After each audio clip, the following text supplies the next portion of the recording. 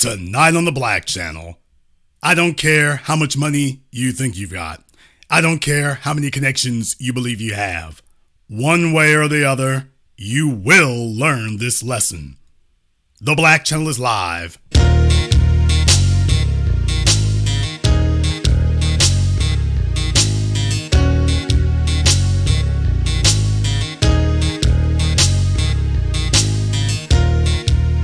Unapologetic, unadulterated, and absolutely uncompromising. Greetings, brothers and sisters from around the world, and welcome back to the home, the haven, the stronghold, and the everlasting super fortress of intelligent black thought.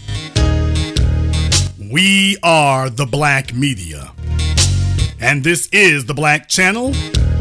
And I am your host, your brother, your humble servant, the voice of Black America, the Black Authority, broadcasting to you live from the only historically black college university of higher education and learning in the cosmos. You are, of course, welcome to join us. And join us you shall, because on tonight's program here, it was the great late Paul Mooney who had popularized the phrase that if you keep messing around, you gonna get your nigga wake-up call. And lo and behold, ever since then, it's been going and going and going. There has been this misconception among certain folks out there that if they can just get their money to a certain place and then get their connections to a certain place, that they'll be insulated, that they'll be okay. That they can pretty much start operating the way that they've seen white society do all this time. And what they're finding out is, it's not going to go that way. Not for you. Not no matter what. Not no matter how much money you have, and not no matter what connections you have, whether they be connections on the so-called left or the so-called right. It's not going to work that way. It isn't going to work that way. So understand what you're dealing with here, first and foremost. Now, for those of you who were unaware, although all of you are aware here, Kanye West has gotten himself into a situation where he is giving an abject lesson to people of exactly what not to do because you're not ready, because you don't have a financial base, because you are not insulated, because you don't have any support among black people. That's what you don't have. You don't have that. And as it stands here, he was under misconceptions about what he could do. And a lot has been happening to him here. I mean, a lot has been going on. Of all the articles that I saw, this one right here said it all to me. Out of everything that I saw. Out of everything that I saw here, this is the one that most said the most to me right here. And that was the real thing that I was taking a look at here. That's the kind of thing that I want folks to take a note of. That they're letting you know it's not about money. It's not about money. You don't make enough money for us to go along with you because you're off code from our standpoint. You're off code from our standpoint. Now, this is the Washington Post with this headline that Kanye has made Adidas billions. I'm saying Adidas the way you all do, not the proper way, Adidas. But in any case, Kanye has made Adidas billions. Now, he could cost the company its reputation? I don't think so. I don't think so. But they're letting you know that it's all hands abandoning ship. And boy, the list is getting longer here of people heading for the hills. The list is getting longer as we go by. The Gap, Adidas, JP Morgan, earlier today, yesterday, Balenciaga. The list is getting longer. He spent years and years pressuring these people to let him in the door. He spent years and years pressuring them to allow that. And they tore it down in a week. They tore it down in a week. Yeah, Vogue, the list is much longer, but you all get the idea. Stadiums and everything else. Anybody and everybody who can run is saying, yeah, let's put distance here. Let's put distance. And now, gotten the attention of power brokers out there, Ari Emanuel of Endeavor. Now, for those of you who are not familiar with Endeavor, let me go ahead and give you a reminder. When the Fertittas wanted to sell the UFC, Ari Emanuel, brother of Rahm Emanuel, that's who they sold it to. Ari Emanuel's Endeavor Group. For billions of dollars he paid. Billions. Billions. And as you can see, in 2016, he was being evaluated to be part of President Trump's cabinet. Well, all of your so-called left-wingers who have a problem with Donald Trump and everything, they haven't had very much to say here since Ari Emanuel has called on companies to stop doing business with Kanye West. Now, isn't this very interesting? Because when this kind of thing happens to black folk, you don't get folks sitting up here heading for the hills. You don't get people sitting up here doing that. You see, black people have to get politicians involved. We have to get the political structure involved. But when you have your own solidified economy, you are basically able to legislate from the cash register. Let me say that again. When you have a fully solidified economy, you are basically able to legislate from the cash register. When you got JP Morgan, the bank, telling Kanye West, your money is no good here, you are legislating from the cash register. You see, usually it takes a government agency to perform an act like that. Usually you have to be committing a crime. For you to run afoul of the banking system, you have to have committed a crime. Banks take money from drug dealers. Ferdinand Imelda Marcos, Pablo Escobar, they take money from illegal aliens, non-citizens who have broken the law to come into this country, and their money is good in JP Morgan's bank. Folks who have broken the law. And yet, that's not a problem in the American banking system. Kanye West is. So you see, usually it takes a government agency, the DEA, the FBI. Usually it takes them to step in and tell a bank, hey, this account over here, y'all need to freeze that. Y'all need to stop that. You need to tell them, hey, they're not good for business. That's what they would do. That's what they would do. Ordinarily, that's what they would do. Ordinarily, that's what it would require. But that's not what's happening here. No government intervention required. No government agency required. None of that. They just make a couple of phone calls amongst themselves and they say, yeah, you're targeted. We don't need Congress. We don't need a law. We don't need a bill. We don't need any of that. We will make it happen right where we are. See, things that black folk need legislation and marches and protests and years and years and years of work. They sit up here and step in and got that done within a couple of days. They get that done within a couple of days. Your persona non grata within a couple of days. Rush Limbaugh was on the radio for decades. Rush Limbaugh was on the radio until the day he died. Tucker Carlson is on Fox News right now. Do you understand that? Tucker Carlson is on Fox News right now.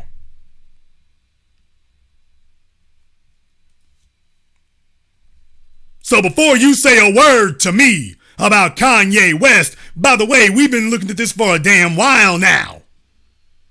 We've been looking at this for a while. And you can't get anything done? Really? That sounds like policy. That doesn't sound like a fluke. That sounds like policy. So understand what you're looking at there. Understand what you see. But then we have to take a look at the flip side of the coin. We have to take a look at the flip side of the coin. I'm going to say something right now. You want to talk about controversial comments? Let me go ahead and just say it. It's something about some of these fellas who spend too much quality time between white women's legs. It is something about these fellas who spend too much quality time between the thighs of white women, that when they come out of the experience, they have been brainwashed. They've been brain screwed. Oh boy, I mean, they are a brand new man. They're a whole different being. It is something about that. When they come out of it, all of a sudden they're trying to convince us there's something different. That I'm something else. I'm somebody different. I'm not like the rest of y'all because I have received and achieved interracial sexual access. And let's be very clear. Kim Kardashian was the most known / notorious white woman in America. So the competition was thick. The competition was thick.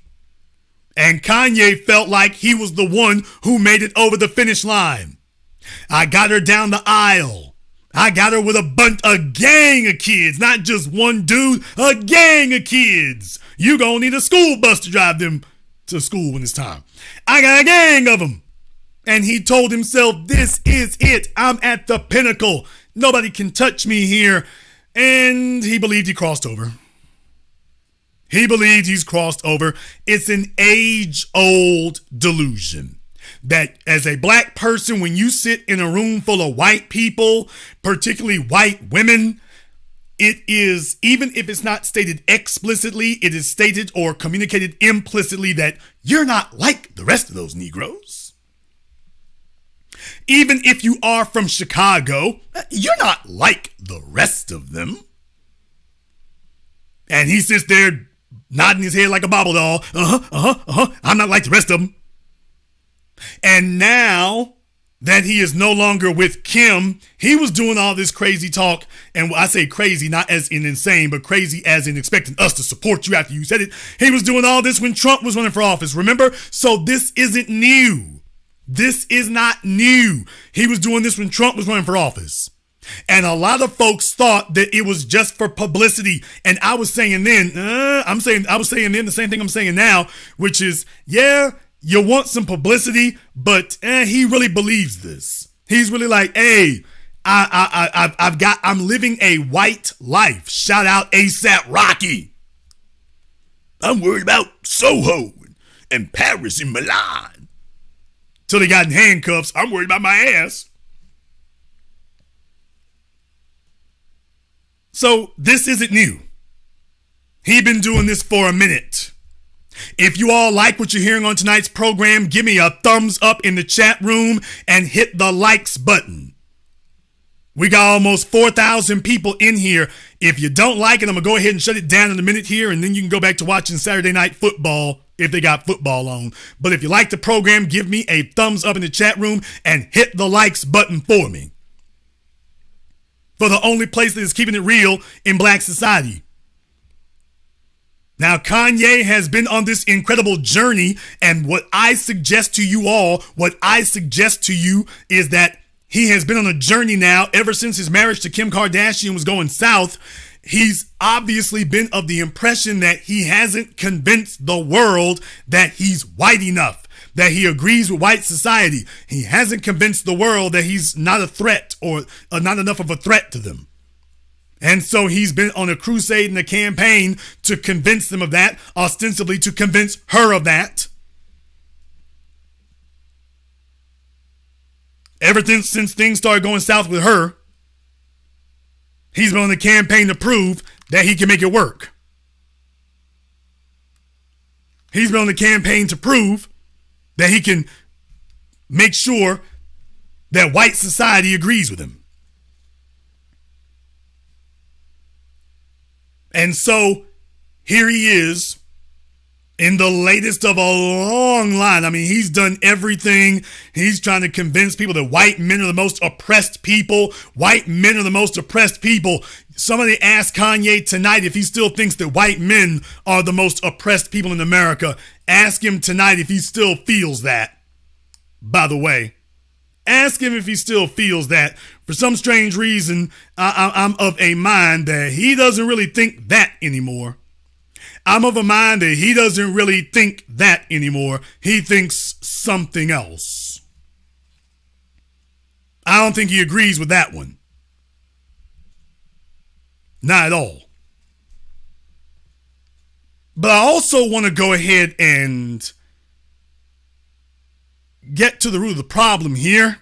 For those of you who did not see what started it, what really started it here is Kanye. He was upset and he decides to go and put out a tweet. I'm a bit sleepy tonight, but when I wake up, I'm going DEFCON 3, okay, on Jewish people. Puts it in all caps. The funny thing is, I actually can't be anti-Semitic because black people are actually Jewish also. You guys have toyed with me and tried to blackball anyone who ever opposes your agenda.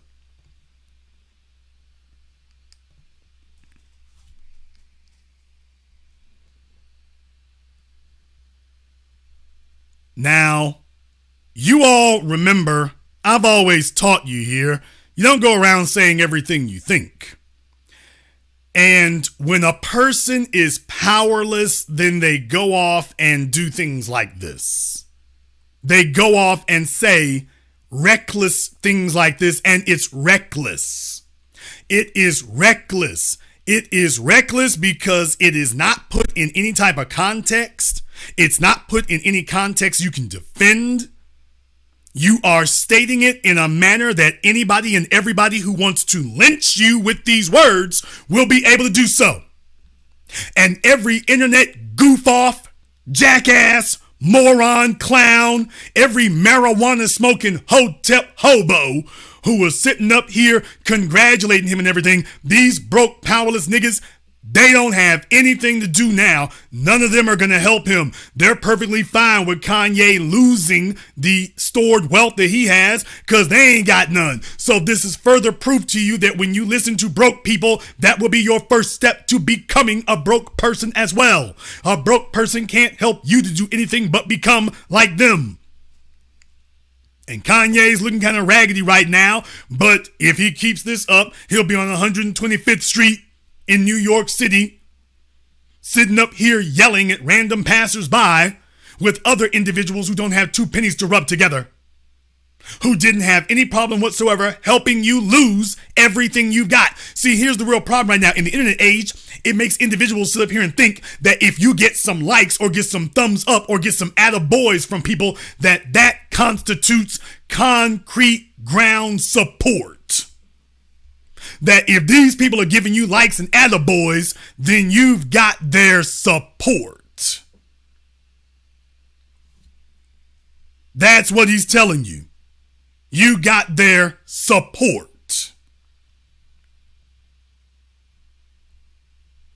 You can sit up here on this online thing for so damn long that you lose complete perspective. You can lose complete perspective. And he's been living in these bubbles for so long and whatnot. Guys like him and Trump, They've been living in their bubbles for so long, but the thing is, Trump can do that. He's a white man. Tucker Carlson can do that. He's a white man. Tucker Carlson has said some colored comments about Jewish folk. He ain't never said nothing like this. And this goes to the next issue. When Negroes want to sit up here and impress white people, when they want to impress white people, what they do is they go above and beyond. They go above and beyond. So he wants to show everybody that if Tucker Carlson can make some off-color remarks about Jewish people and he's still standing, if Tucker Carlson can go on Fox News and make some off-color controversial remarks about Jewish people and he's still standing, well, I'm Kanye, so I can go 10 toes down. So whatever Tucker said, watch me go hog wild and buck wild. Watch me make it pop. I'm going to show you he ain't got nothing on me. I'm going to make it all the way real when I go through. It's going to be all the way real when I do it. So just understand some of the psychology I'm telling you about here. Understand some of the psychology, and I think you'll find that it actually matches up this overcompensation. I'm going to overcompensate. I believe I have a white audience, whether that white audience is the woman you're married to, or whether that white audience are the white executives at The Gap and Ralph Lauren that you've been courting for years, or whether that white audience is Fox News. I'm going to overcompensate.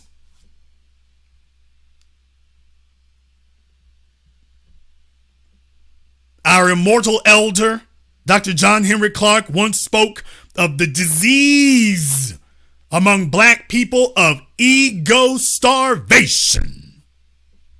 And the moment that you get a little spotlight, I coined the phrase, or should I say forged the phrase, performing. When black folk think they have have an audience period, but particularly a white audience, then they start performing.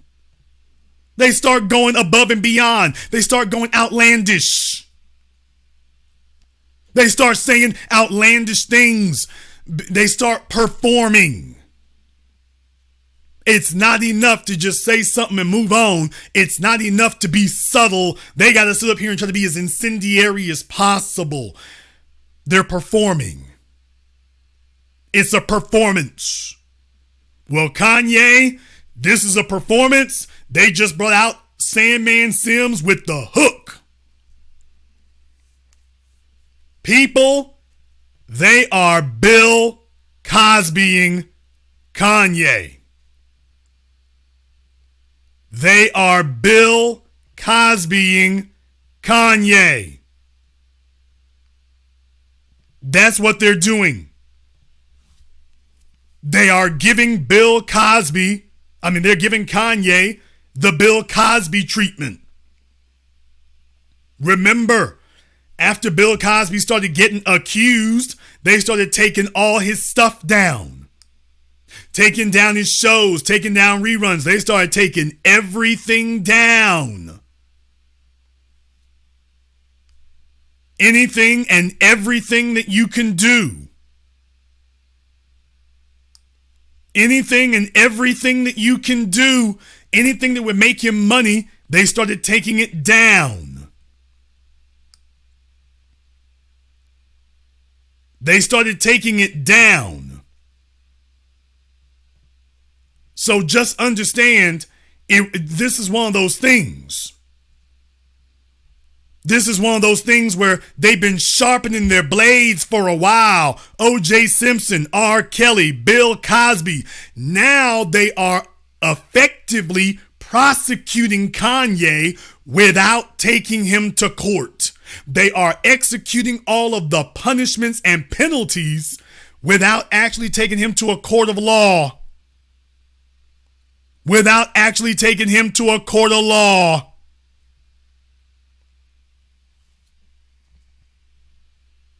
Think about that for a few moments. They are giving him the Bill Cosby treatment. They're giving him the Bill Cosby treatment. That's a point for you to remember here.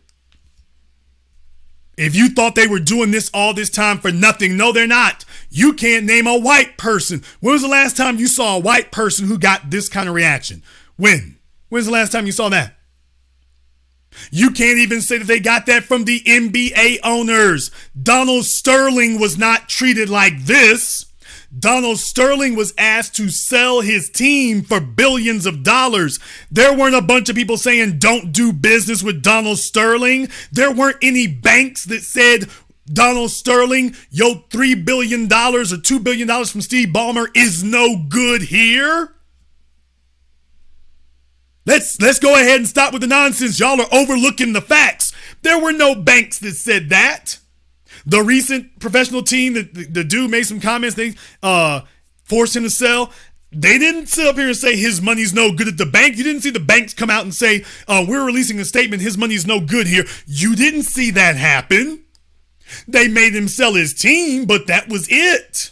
They made him sell his team, but that was all. The league made him sell his team, but nobody else in the society said anything. Nobody. Was it the Phoenix Suns owner? Nobody said nothing. They didn't demand anything. The banks didn't come out and say, we're going to add on. There were no other institutions or entities that said, we're going to pile on. None of them. The league did what the league did, and that was the end of it. That was all. That was all. As I said from the beginning, you don't see this kind of reaction nowhere else. There's not this kind of reaction anywhere else. You can't compare this, and don't let Joe Budden or anybody else deceive you because they don't have all the facts. When you go and take a look at what actually occurred, it was markedly different from this. And if you'll remember, they did the same thing with R. Kelly. Before the man was even convicted, they started pulling his music down and every damn thing else. They started doing that before he was convicted. Didn't need a conviction. So this is why I'm telling you, they are legislating and prosecuting from the cash register.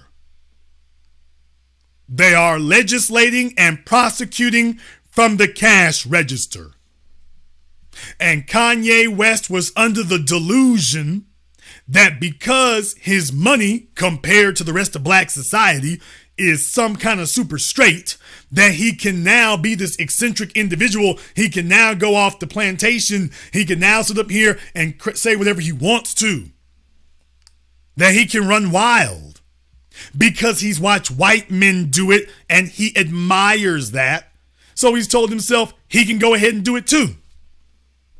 And he's finding out the hard way it doesn't happen that way. He's finding out it doesn't happen that way.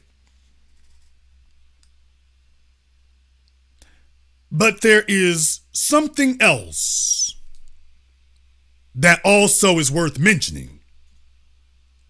In the midst of all of this calamity, all of this yelling and screaming, all this hair raising, all this outrage, in the midst of all of that, there is something that is missing.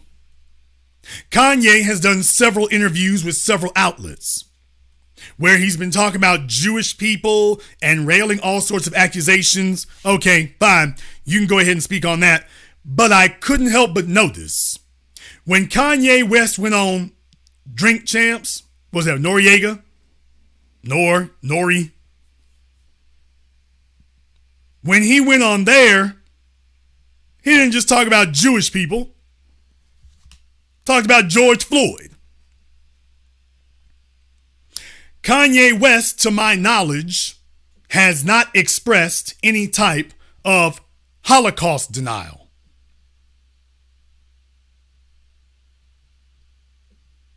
Kanye West, to my knowledge, has never demonstrated or expressed any type of Holocaust denial, denying the Holocaust, denying the gas chambers, denying the mass graves. But he did go on Drink Champs and deny George Floyd's murder. Now, he did do that. He went on Drink Champs and performed white supremacy denial.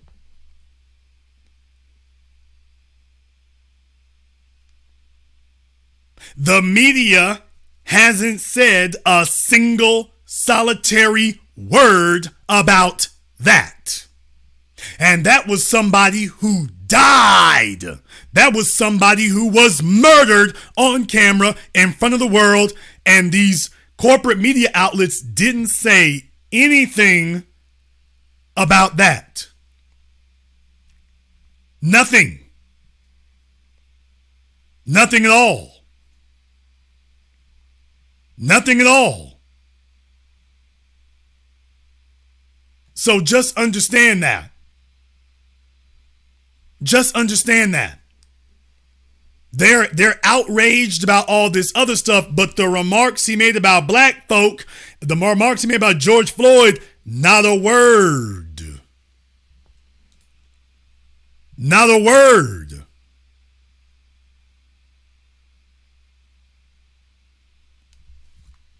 In the chat room, for some of the folks here who are trying to defend Kanye, I'm going to give you a chance to call up here in a little bit. So go ahead and make your comments.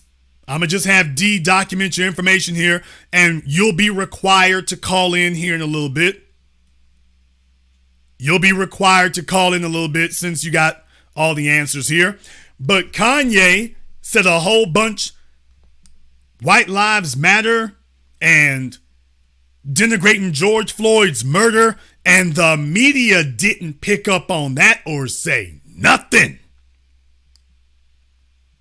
They didn't say anything. They didn't take him to task for that or anything. Never mind the fact that the coroner's report said he died of strangulation. They didn't say anything. They didn't take him to task. They didn't take him to task at all. And they're not doing it now. They're not doing it now.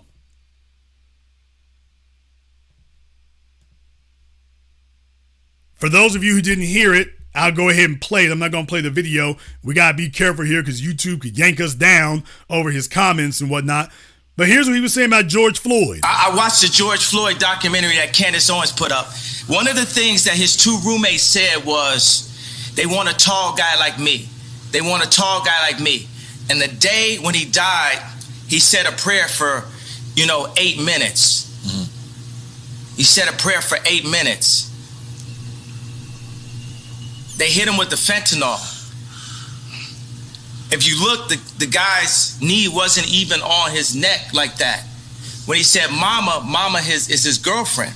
They said he screamed for his mama. Mama was his girlfriend. It's in the documentary. If you look, the guy's knee wasn't even on his neck like that. If you look, the guy's knee wasn't even on his neck like that. It wasn't even on his neck like that. He couldn't say that the guy's knee wasn't on his neck. He says, well, it wasn't, his knee wasn't on his neck like that.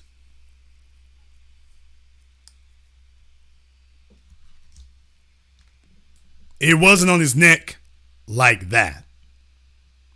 He sounds like all the we need more evidence. Well, all the evidence isn't on video. He sounds like them. He's talking like them.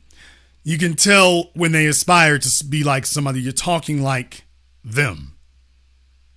That's what you're talking like.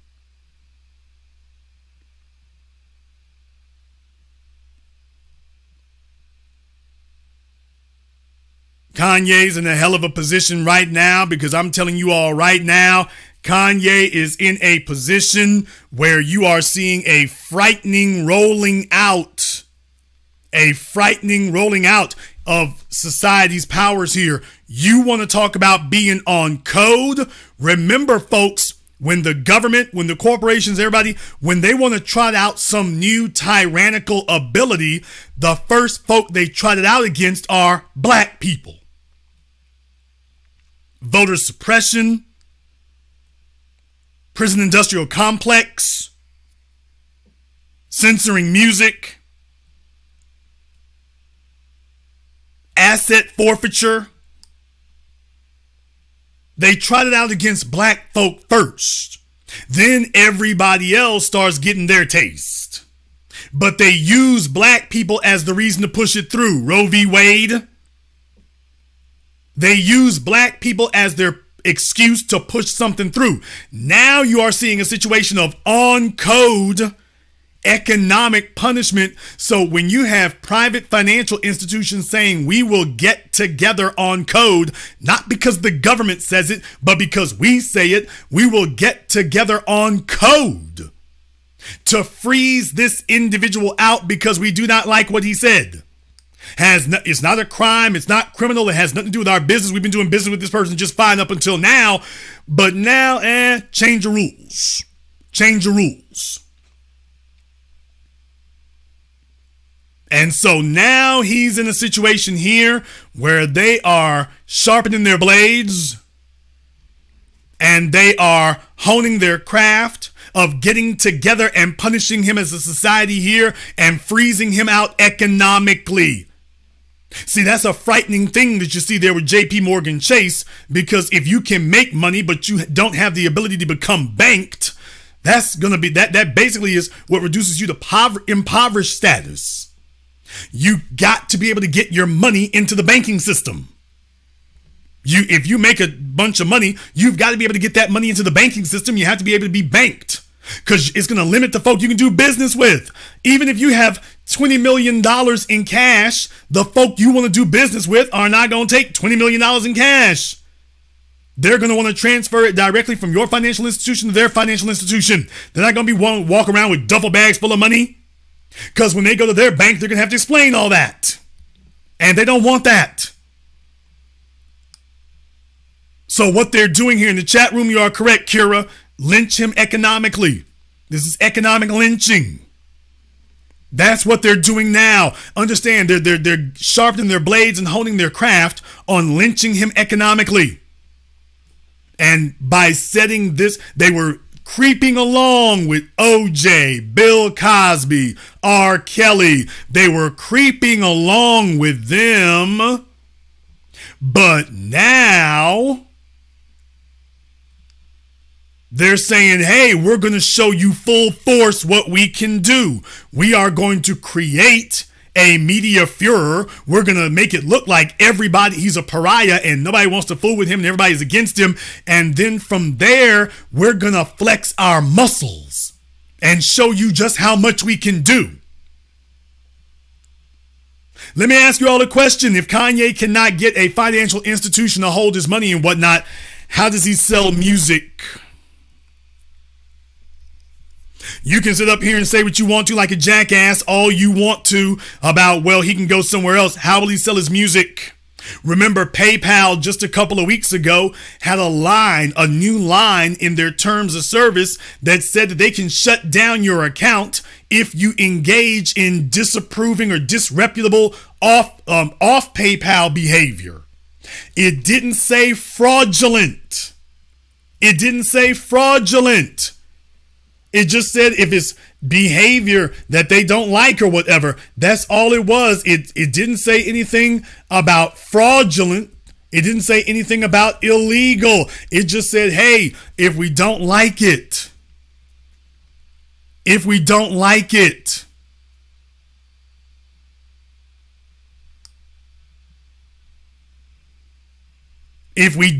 what you're doing. Now, they claim that they rescinded it.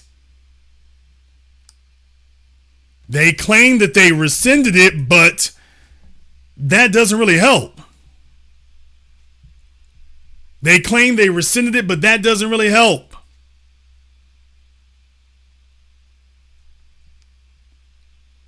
Because what they're letting you know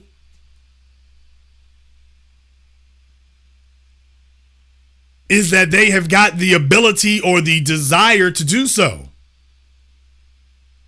That's what they're letting you know. We have the ability and the desire to do so.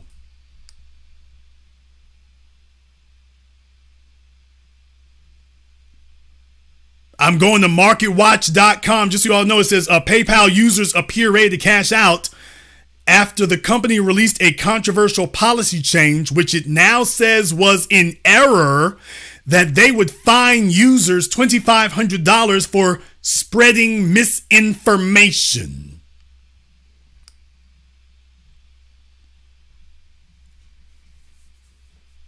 Now, what the thing said was that they can fine you or close your account for spreading misinformation. Now, in the final paragraph here, it says that a PayPal spokesman has since said, quote, PayPal is not fining people for misinformation, and the language was never intended to be inserted into our policy. Folks, that means that somebody slipped up and said it publicly before they're ready to start executing it, but they're letting you know we want to sit up here and fine or close your accounts for saying things that we don't like.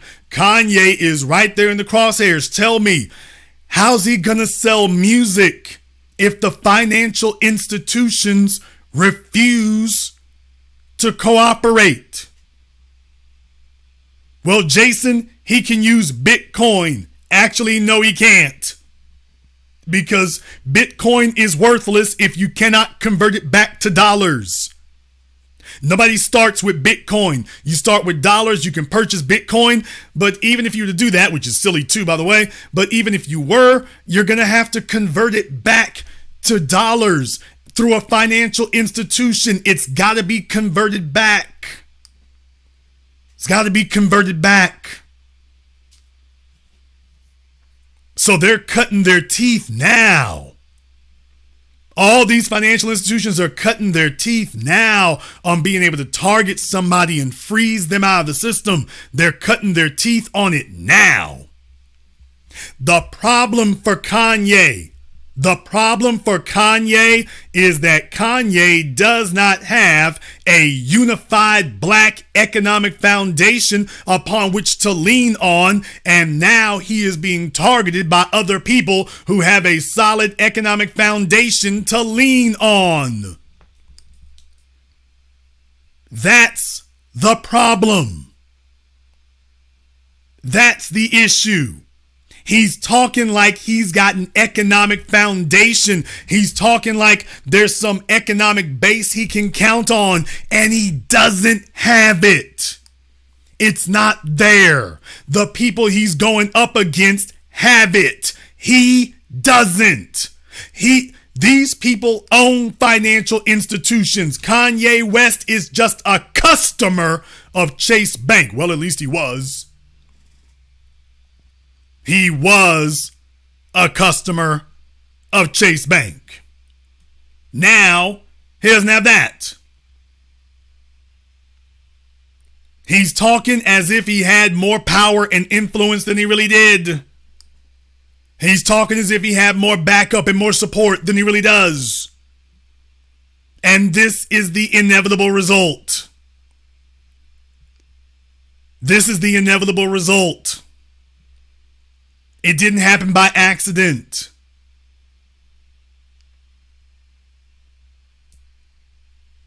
He's been sitting around with other people who have true economic security, true economic independence. And now he's finding out how much he doesn't have.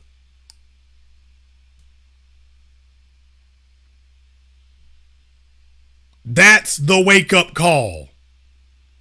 He told himself, well, if I talk like Tucker Carlson times 3, I'll be more popular times 3. And now he's just a guy who's trying to figure out how to get somebody to take his money. $100 million. Think about that for a few moments there. $100 million and a banking system that is iffy at best. Now, some of you have said he can take that to a black bank. Well, he definitely could. That would be one option. Although I think a lot of you are overestimating. Oh, is Jason gonna go there? Yeah, I am. I think a lot of you are overestimating the so-called value and independence of your so-called black banks. I think you're overestimating it. A lot of those banks have a lot of connections to these larger banks and larger financial institutions, and all it would take is one damn phone call from Jamie Dimon.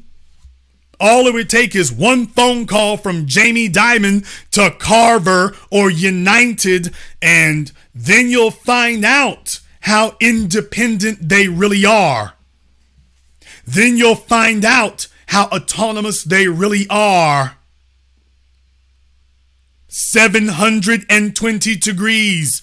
10-ton analysis you'll receive nowhere else. For those of you who don't understand what's really going on, and take it from the guy who has organized these events and done the definitive documentaries about black economics. By the way, you all, I've told you about this for years. These banks have connections to larger financial institutions.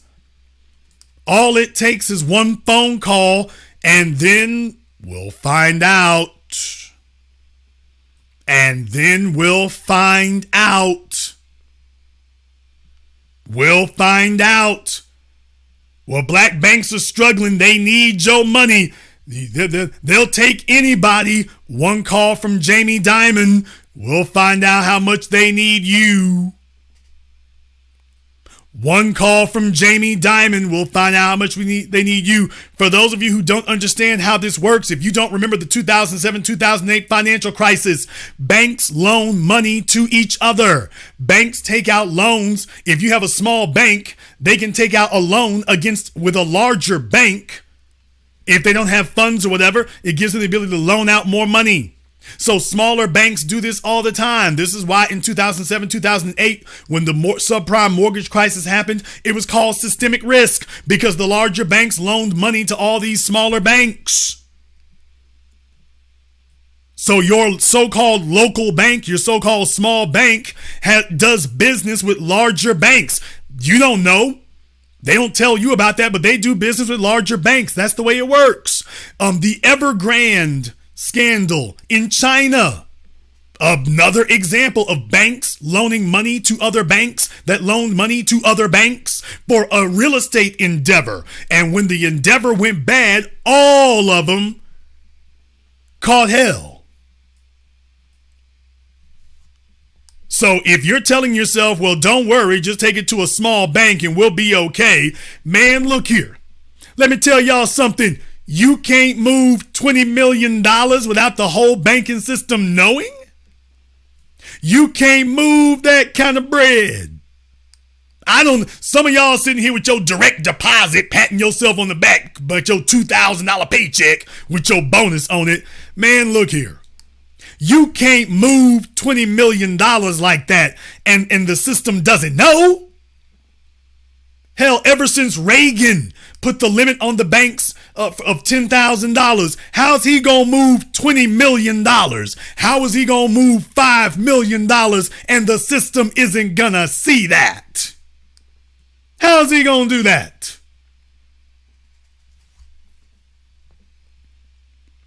In the chat room, more dumbassery. Folks talking about he can start his own credit union. That's great if you can get other financial institutions to do business with you. It is a two-sided deal. Some of y'all don't do very well with cognitive thought. Some of you don't do very well with that. Kanye can set up his own bank. Can he get the institutions of his customers to agree to do business with him? Some of y'all are not very good at cognitive thought here. It ain't working for you. You're not critical thinkers. I'm just saying. No shade. No shade. Some of y'all are just new to this. If you can't get the other institutions to agree to do business with you, that's a wrap. What do y'all think Chase meant when they said they didn't want his money? They sent a message. We're out of the Kanye West business. We don't give a damn how much you got. We're out of the Kanye West business.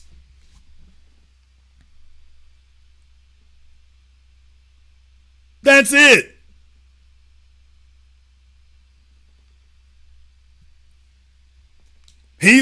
What they're doing is they're going to force him to convert that money into cash. And then he's going to be stuck running around like Pablo Escobar looking for a place to duck that money in. Some of y'all would be like, boy, I would love to have that kind of problem. It sounds great until you can't take it anywhere. Okay, let me try this a little bit differently for some of the slow bus people here. Let's just say you got $20 million cash. Let's just say you want to go buy a new car. What your dumb ass gonna do? Walk into a dealership and hand them $150,000 in $100 bills? You think a dealership is gonna take that? Y'all better ask some of these young dumbass rappers about that. Some of you don't think. In the chat room talking about Switzerland, this is not about having a place to store your money. This is about having a place where you can interact in the banking system. It's one thing to just store your money in a bank in Switzerland. Good. You're storing your wealth there, but what about doing transactions, large transactions? He's talking about buying Parlor. He's talking about, studio time and things. What about the large transactions he has to do on a regular basis? Folks, think it through. Think it through. Think it through. Somebody said the Bank of Bravos. Well, if you can get them back on board.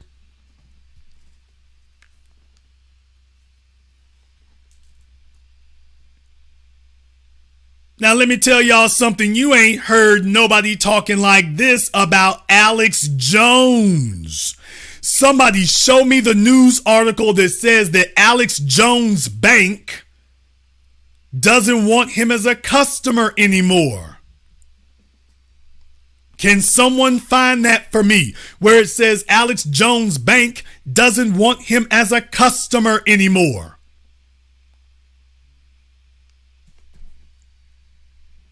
Where? Show me where Alex Jones Bank, after all these years, says, yeah, we don't want him as a customer anymore. I'm showing you concrete reality of the differences.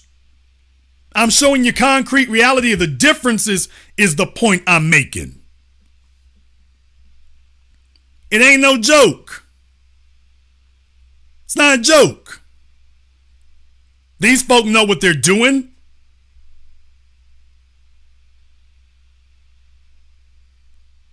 And now they're demonstrating that, okay, we'll demonize this individual. And this is what they do to black folk all the time. First, they demonize you, and then they kill you.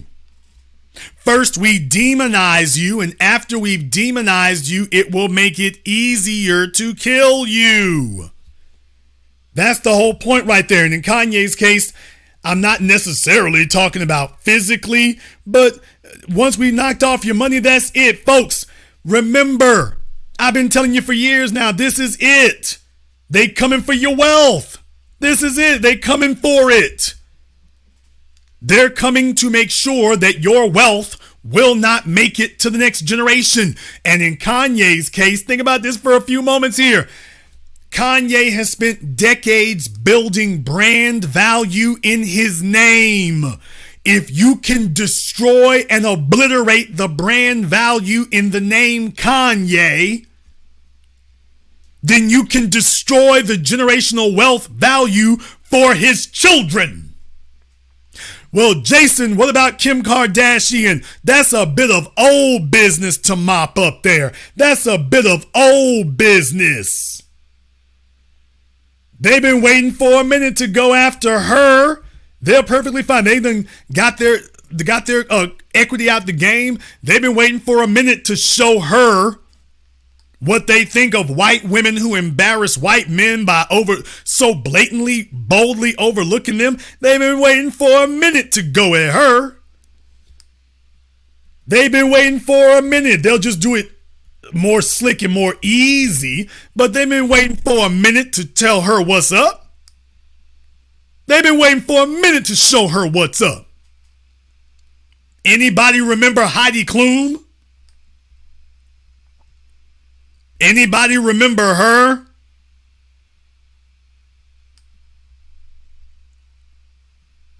Anybody remember Heidi Klum? How'd that work out?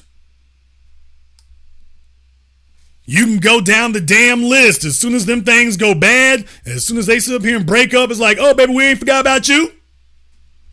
We ain't forgot about you. You think you're going to sit up here and play around? Oh, no, we've been waiting for a minute to pull your card. We've been waiting for a minute. We back at you. We back at you.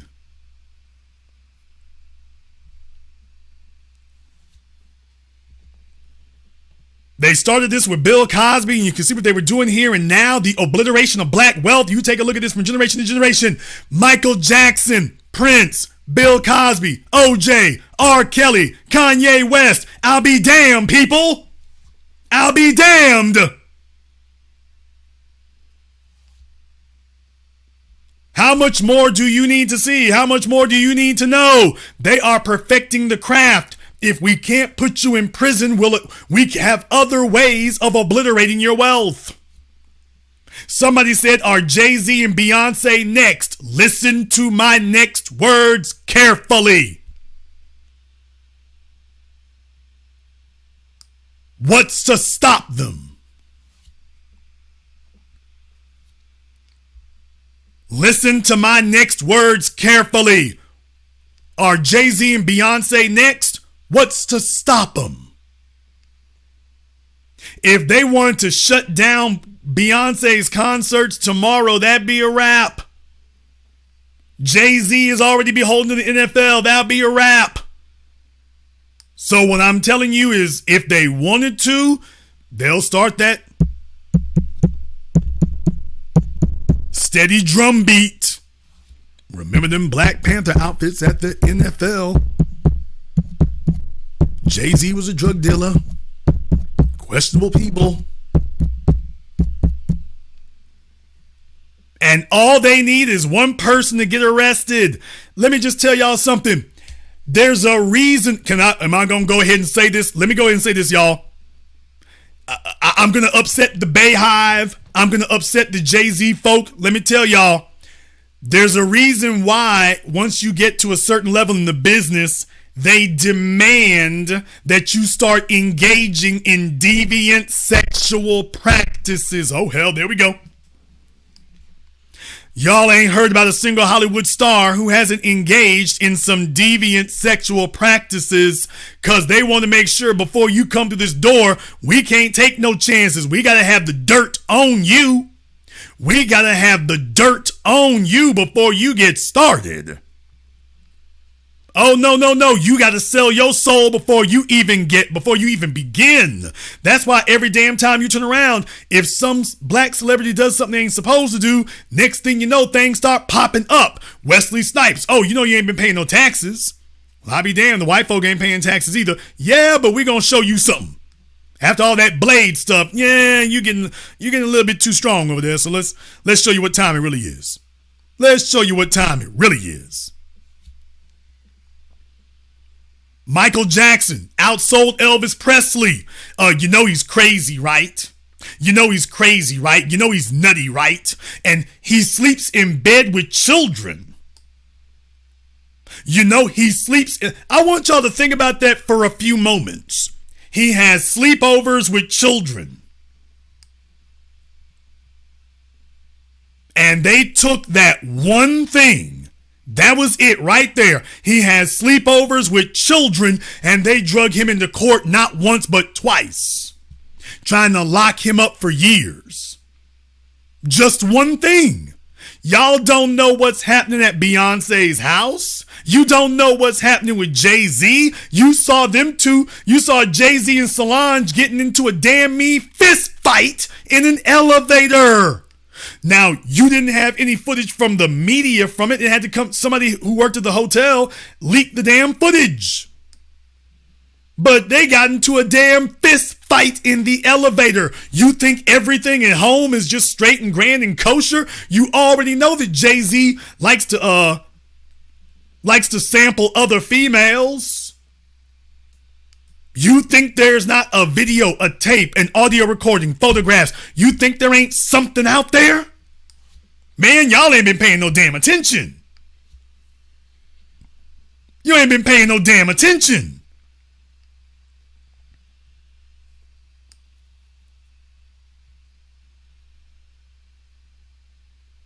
Understand that.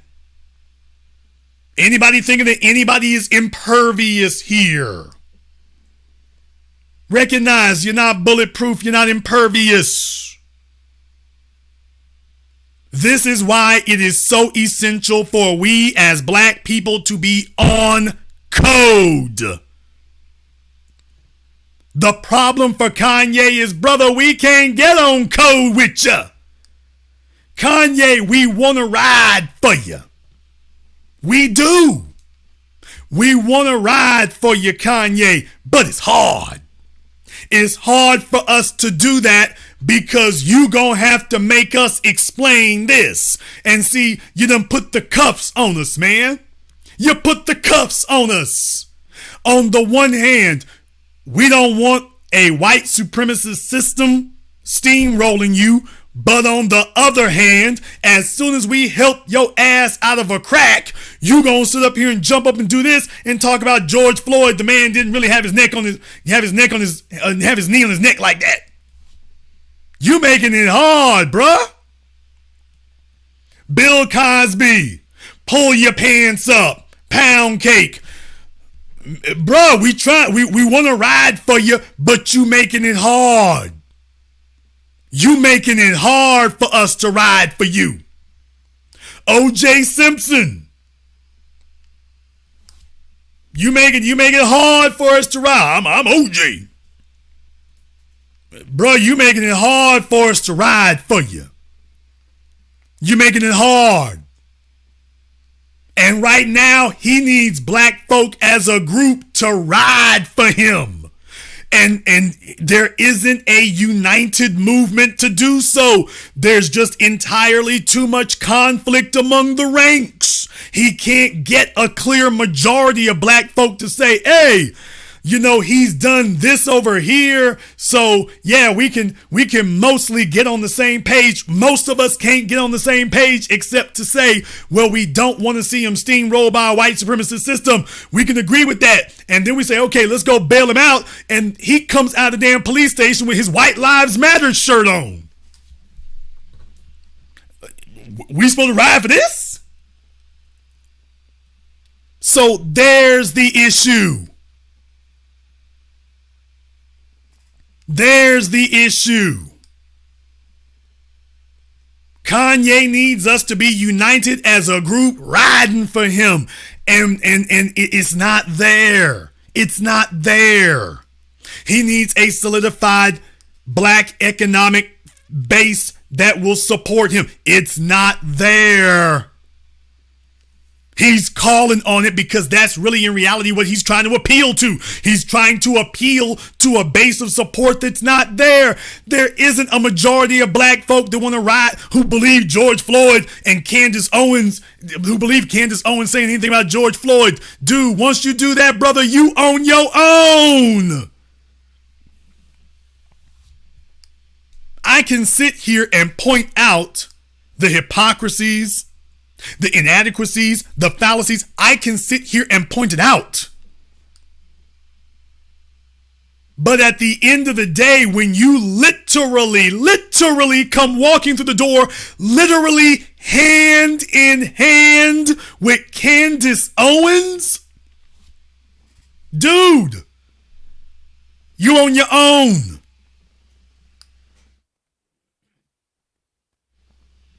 Bro, what do you expect me to do with this? What do you expect me to do? What do you expect us to do at this point?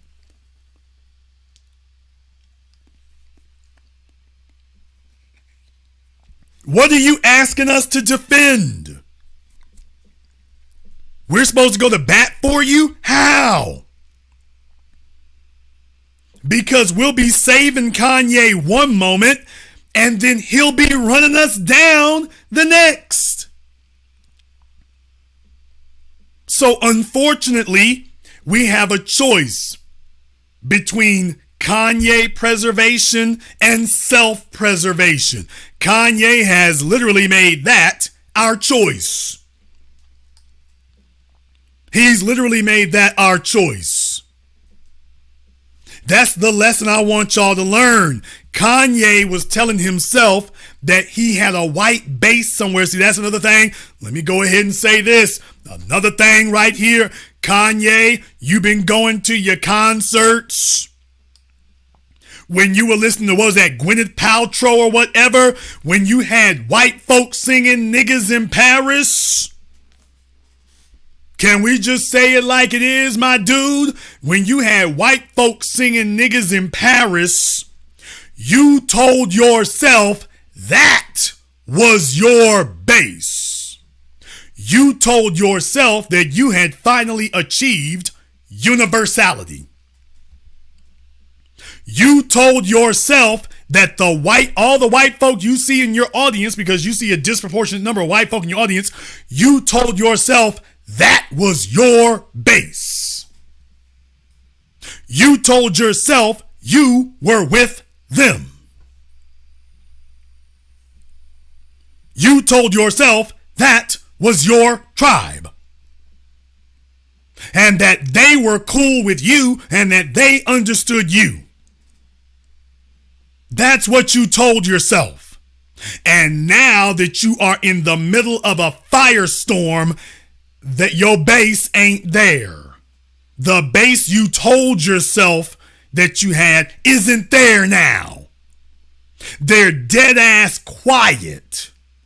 You know why, Kanye? 'Cause they were never there. The only person who actually believed that that white base was supporting you was you. Now you need it. Folks, let me go ahead and say to you all definitively and declaratively right now. Yes, Kanye is dealing with some emotional issues. Absolutely.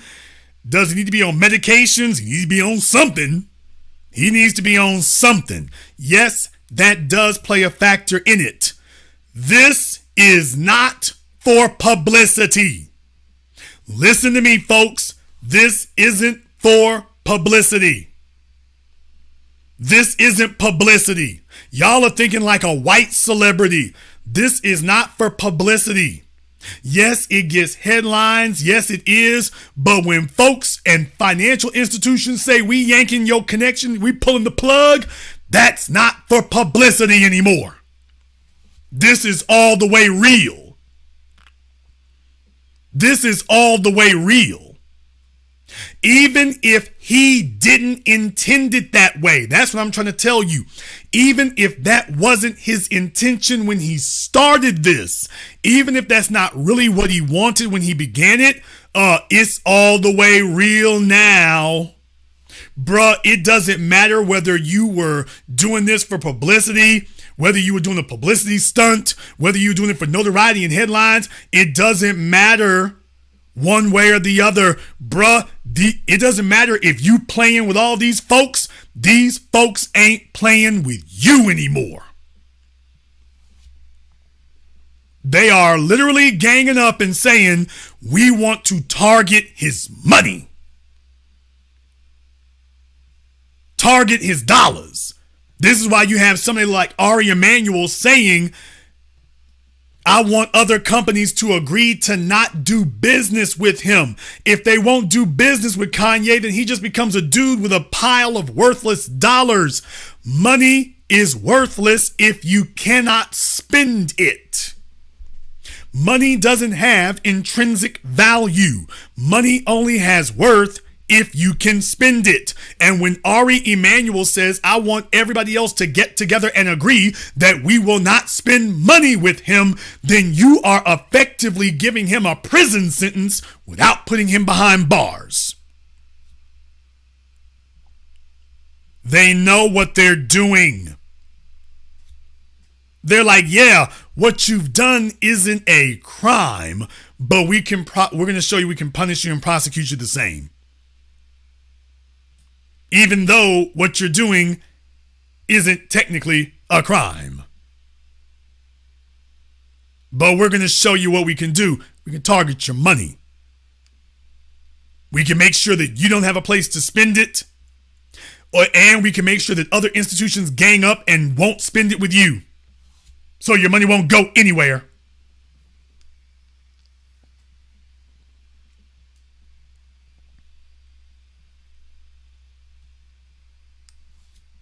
So it doesn't matter at this point whether this is because of an emotional imbalance or whatever the case may be. In Kanye's case, brother, they're not playing with you now. This is all the way real. Folks, I'm the first person to say it.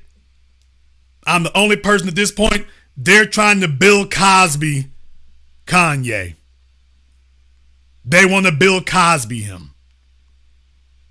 Bill Cosby is serving a prison sentence right now without actually being in prison. If you remember the movie American Gangster, if y'all saw the movie American Gangster with Denzel Washington and Russell Crowe, if you saw that movie, remember when Russell Crowe, Denzel Washington plays Frank Lucas, and Russell Crowe is the cop, and he tells him, here's the deal. You're going to tell me about every cop, every deal, every place you stashed the money, every place you dealt. If you leave, I promise you one thing, if you leave anything out, you'll spend the rest of your life behind bars. Now you have a choice to make. You can be rich behind bars for the rest of your days, or you can be penniless outside of prison for some of them. Did you get that?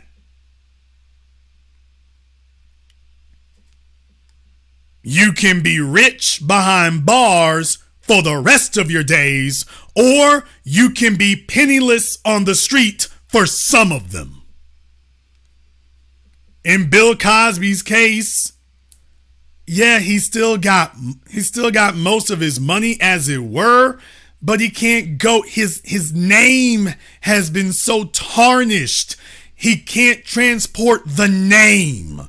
Everything that he used and built up with the name, he can't transport it anymore. He can't transport the name.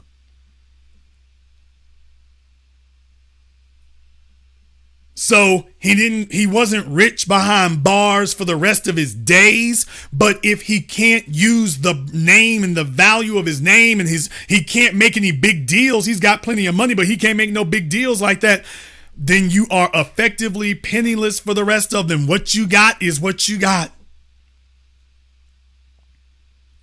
What you got is what you got. That's where you are. That's the lesson to learn from this. And everybody who was egging him on here, those clowns wasn't doing nothing to help him except to end up like them.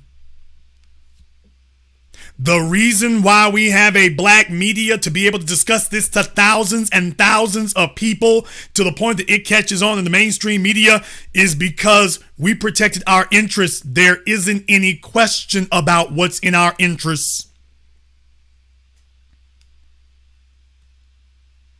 We have an economic base. We get support from the people. And I want to thank everyone who has contributed to support tonight's program here on PayPal, Cash App, and Super Chat. So Project Leroy and everybody else who's contributed, thank you very much for that, because that's the kind of support that we need. That's the kind of support that we're supposed to have. That's the kind of support that Kanye needs right now. That's the kind of support he's supposed to have. Don't you all be deceived. All the clowns talking about, well, Kanye telling the truth about the Jews. Doesn't matter whether you think he's telling the truth or not. The Negro sitting up here talking like that ain't spent one penny to help that man. They don't have a penny to give to help him. They're going to sit here on the internet and use him as a meme that they pass around, but there ain't going to be nothing flowing back in his direction. That's the peril of listening to powerless people. Powerless people are very, very good for saying things to get them in trouble, very, very bad for extricating themselves out of it. So what I'm going to do here is I'm going to take a very brief commercial, non-commercial break. When we come back, we're going to take your phone calls. When I come back, we're going to take your phone calls. But in the meantime, I want to thank everyone who has contributed to support tonight's program here. So Mr. Sherman, M. Brown, Chadwick, Brenda Starr, my girl, thank you very much. Najee and everybody else here. Thank you to everybody here who has shown their support for tonight's program. This is what it means to have a black media. We're going to take a very brief commercial, non-commercial break. When we come back, we'll have your phone calls. And I actually want to play some of Kanye on News Nation with Chris Cuomo. I want to play some of that too as well because I found that to be very revealing. We're going to see about doing that here shortly. This is The Black Channel. Are you tired of being overcharged and forced into paying a monthly subscription for your Mac and Windows software? Well, if you are, currently we're having a 50% off discount on all the latest Mac and Windows software, such as AutoCAD, SolidWorks, Photoshop, Microsoft Office, and much more. Our 50% off discount will be ending soon, so be sure to text us Need Software to 323-407-8214. That's 323-407-8214. We aim to please, so expect 24/7 technical support, the latest premium software, instant software links delivered to your email, and PayPal's buyer's protection guarantee.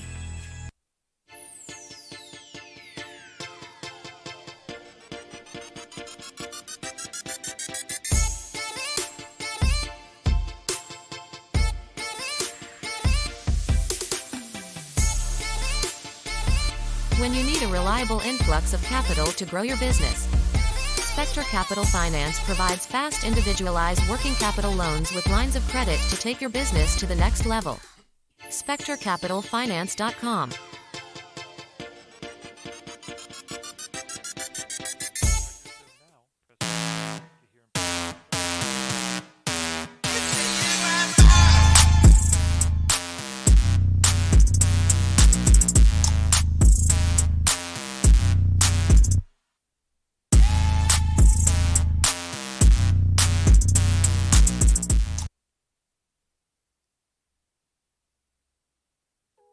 Hey, I'm Marcus. For a while, I walked around with this empty feeling inside. I had a full-time job, but not in the field I wanted to be in. But then I came across this book where it was like, the title was just for me. Guide to Being Black in IT. I read the book and the author took me through scenarios and gave me tips. I sat down and read it and it only took an hour. After I got done, I took advice in the book, practiced in the labs, and got certified. Then I literally got up and applied for a position with this company I've been looking at for a while and got the job. Thanks to that book, I worked my job with confidence. If you're looking to get into IT or even in the field, now this is a must-read book. Go to www.beingblackinit.com.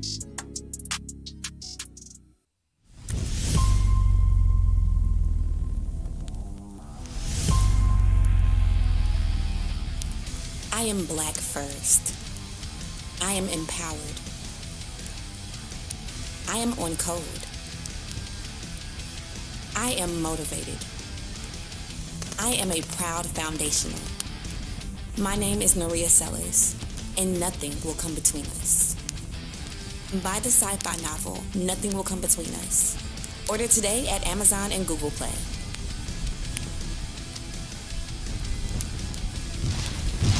Visit spiritofo1811publishing.com. Our story, our family. Join 6zeros.net, a forum built to discuss all things relevant to black people. On our forum, a check doesn't mean you're famous. It means your blackness has been verified by our staff. Sorry, Chad. We also have premium merchandise with same-day shipping on most orders. And when you're ready for some dope content, check out the 0 Hour blog. Don't just sign up, post. I'm having a really good time with you tonight. I'm having a good time with you too. Want to go somewhere private? just for us. I like that. Great. Meet me at 6zeros.net. Black owned, black operated.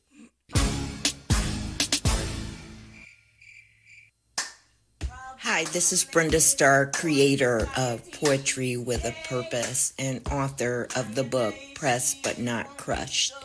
Pressed But Not Crushed is an anthology of political poems that address current and historical issues in American descendants of slave population and African American population.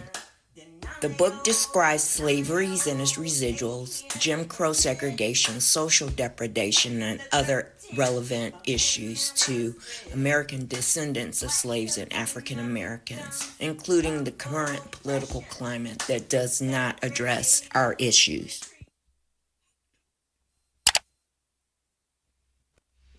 This is The Black Channel. I am your host, your brother, your humble servant, the Black Authority. Very glad to be with you all here this evening. And the telephone lines are now open. The number is 646-787-1933. That's 646-787-1933. Your personal access code to the Blackest Radio program in existence today here. Very glad to have you all with us. I will say some other things here, though, by the way. You know, I feel some kind of way about what Nori did, too, by the way. I don't know if he got a tap on the shoulder or whatever, but he got a phone call or something, and next thing you know, you done took your boy's whole interview down. I want this to be a lesson to the so-called celebrities out there about trying to make friends with other celebrities. I want that to be a lesson to you. You think other celebrities gonna have your back? You think other celebrities are going to have your back? You thought Nori was really going to be 10 toes down for you. Man, he found out the hard damn way about that, didn't he? Talk about your so-called friends. Talk about your so-called friends. However, some of you might disagree. Some of you have disagreed. So if you've been sitting there disagreeing in the chat, it is now time for you to call in. That is not a request. That is an order. The telephone number is 646-787-1933. That's 646-787-1933. Your personal access code to the Black Media.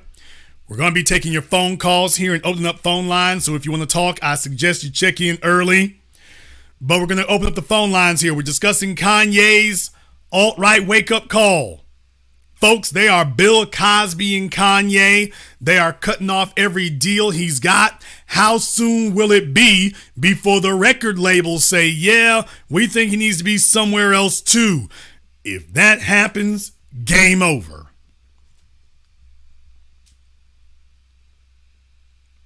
I will say one other thing, though. Kanye went off in a futile attempt to hold on to his ex-wife. He went off and bought not one, not two, not three, but 4 Mercedes Maybach GLS SUVs. I want to say it was 4. It might have been 5. I mean, you talking about over $1 million of sheet metal for a woman who's already got G-Wagons, Rolls Royces, and every damn thing else, and he spent over $1 million there. Maybe if you would spread that money around a little bit differently, Kanye, maybe if you spend a little bit differently, who knows? I consider that a bad investment. Let's go ahead and get some phone calls going here. Let me get caller from area code 504. You're on live with the Black Channel. What's your name? Where you calling from? Hey, Brother Jason, this is G from New Orleans. All right, G from New Orleans, what's on your mind? Yes, brother, I'm listening in great broadcast. I just want to say this question. Well, it's either two things with Kanye West. Number one, he just flat out cooning, or number two, the Kardashian box is truly cursed. And I'm kind of thinking it's both. Let me say this, and what you're talking about is 100% right on with Kanye, and how even when you go to the right and alt-right, the white supremacists will find a way to dissociate yourself and cut you off if you do anything to tick them off. But as I look at it from this standpoint, and I'll be brief following it up, I noticed the real reason, and I believe you'd agree with this, Jason, he got suspended from Twitter and lost his, losing all of his endorsements, is because he made remarks about that certain community. Well, Jewish. I think we can learn. To the jackasses and the early childhood, the kids who went to Head Start and flunked out of Head Start. By the way, I don't have any problem addressing that. I've been addressing that forever. I've said it several times about Kanye addressing Jewish people. Jewish people are on code. Yeah. You want to get mad about something here to the grade school flunkouts up there? Jewish people are on code. I'm supposed to be upset about that? They're on code. See, black folk do very, very well about raising noise and whatnot, but being on code doesn't mean raising noise. Being on code means having control of something. So that when situations like this occur, you can actually make an impact in the real world. Black folk have been involved in the music industry now since recorded media. We have done more to promote and create and enhance recorded media than any other people in creation, and yet black folk have been perfectly happy getting symbolic benefits. Black folk talking about being artists. Kanye is talking like an artist. Ari Emanuel is talking like a tycoon. Yeah, and this is Rahm Emanuel's brother that's saying this stuff. Obama's secondhand former mayor of Chicago, but yeah, the Jewish people, Jews are on code with this stuff. They would never tolerate any group of people disrespecting. Look what they did with Nick Cannon. Nick Cannon had to go on a whole apology tour for saying stuff that I don't even know what he said that they said was anti-Semitic. When he says black people are the original Jews, well, we go in history, black people are the first people on this earth. So what's the problem? What's the problem? Because let me explain to you what the problem with that was. Okay, Jason, what was the problem? And they're saying the same thing about Kanye too when he says we're the original Jewish people.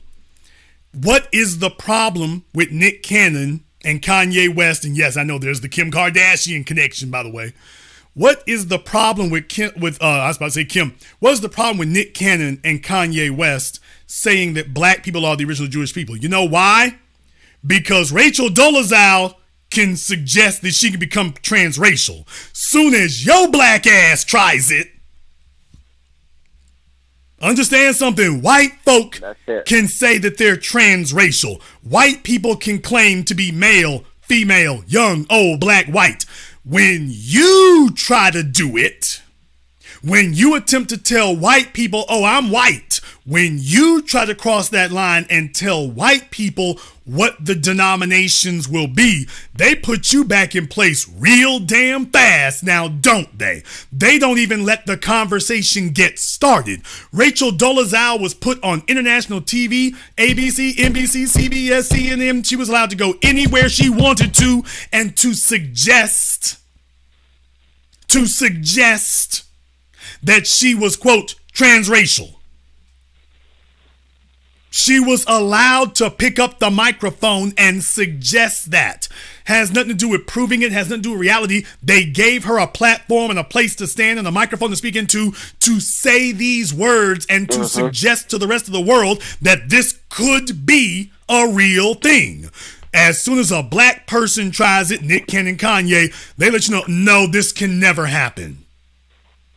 This can never be. Right. You can't be this. No, you're not.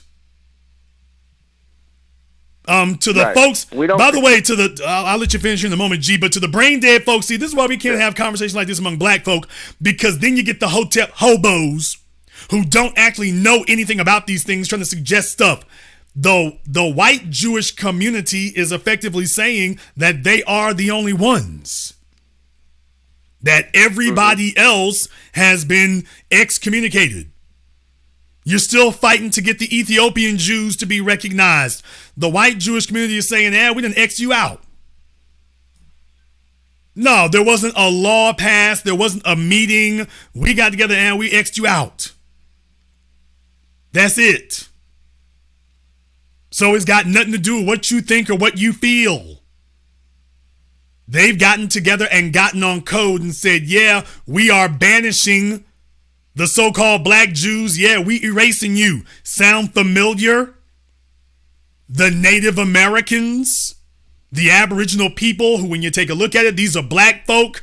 Next thing you know, the so-called white and red folk done stepped in and, yeah, there are no black Native Americans. There aren't any. We're the only ones. As a matter of fact, even if you could prove it, the so-called civilized tribes have gotten together and said, yeah, we don't recognize any of the black folk. As a matter of fact, remember the 5 civilized tribes, Cherokee, Chickasaw, they excommunicated the black folk, remember? Y'all remember that there about a decade or so ago? They've already excommunicated. Even if what they were essentially saying is, even if you can prove you're black, we no longer recognize you strictly on the basis of your blackness. And the United States government did not raise a finger. Oh yeah, and Obama was president. Didn't lift a finger. Didn't say a word. Didn't call them in and say, hey, y'all got to re-examine that. Because we, as the United States government, recognize these black people because they've always been there. You have treaties. You have treaties with black folk here that already recognize this. Yeah, damn that treaty. Now we want you white folk to pay us so-called red and white Indians. We want y'all to give us reparations based on treaties that you signed with us, but the ones we got with them Negroes, yeah, we ain't recognizing that. So I want you all to understand that's the power of being on code. As soon as they start letting them know, well, hey, we're going to get these casinos popping and y'all going to be billionaires. Oh, they started voting black folk off the island. Immediately. Go ahead and finish your point, G. Yeah. Well, yeah, right on that. And I'm going to say this too. The hypocrisy, though, that I see this because you're talking about banning Kanye West. And this is not me defending Kanye because this is just comeuppance, but I want to point out the hypocrisy with this. All of the celebrities, Jewish, white celebrities alike, that have made racial remarks, from Sarah Silverman, Howard Stern, a bunch of other people that have made remarks about blacks that never get punished. You didn't see Chase Bank threaten to take away their money or anything like that. Yet you're seeing this with Kanye. Keep in mind too, Brother Jason, if everybody wants to go back in history of the 1940s, Prescott Bush, who was George Herbert Walker Bush's father and George W. Bush's grandfather, he ran a bank that I believe had Nazi ties during World War II. They were investigated for that. Nobody has talked about that stuff. So black people, we got to be on code. We got to have ownership. You know, this is not being anti-Semitic or hatred towards anybody. It's the fact that the Jewish community is a very powerful group. They didn't, you know, when we talk about when that running joke about Jews in Hollywood, owning Hollywood, the major movie studios were created by Hungarian Jewish immigrants. That's not hate. That's just fact. But B1, brother, I appreciate your work. And well, here's the thing. Good night. Here's the thing, though, brother. Yes, you are citing a historical fact that your major movie studios in the law profession and whatnot, you've had a very large, predominant Jewish presence. Absolutely. Where you're running into trouble is if you start talking in a manner in which you start discussing denigration of black people. And here's the thing I want you all to understand.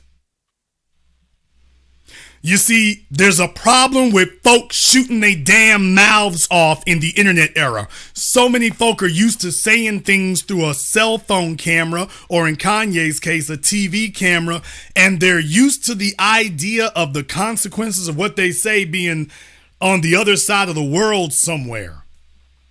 You're entering an era where folks want to show you, not tell you, but show you, hey, we can reach out and touch you, man. We can touch your bank account. We can touch your Chase account. We can touch your TV deals, your shoe deals, your clothing deals. We can touch that. And we're going to figure out a way to touch your damn record deal. What I'm trying to tell you all is that you must tread carefully. I know I'm going to sound like Farrakhan right now, but I'm trying to tell you, especially to the young folk listening to some of these more idiotic, older dunderheads who got nothing to lose, you must be careful when you are dealing with powerful people. When you are a weaker, ununified people, and then one person as an individual decides that he's going to just jump up on wildcat, you must be careful when you are dealing with powerful people. How in the world are you going to be so silly? If you ask Kanye if he's read Sun Tzu and The Art of War, he'll scream to you up and down he has. And yet he just showed you Art of War, 48 Laws of Power. If he did read it, he paid absolutely no attention to it. You must tread carefully when you are dealing with powerful people. You've got to respect that reality. Respect doesn't mean like it. Respect means to behave as if you understand. You are dealing with powerful people. And you are not powerful enough as an individual to sit up here and accomplish what you claiming you want to do. This was the silliest damn thing in the world. When I wake up, I'm going DEFCON 3 on Jewish people.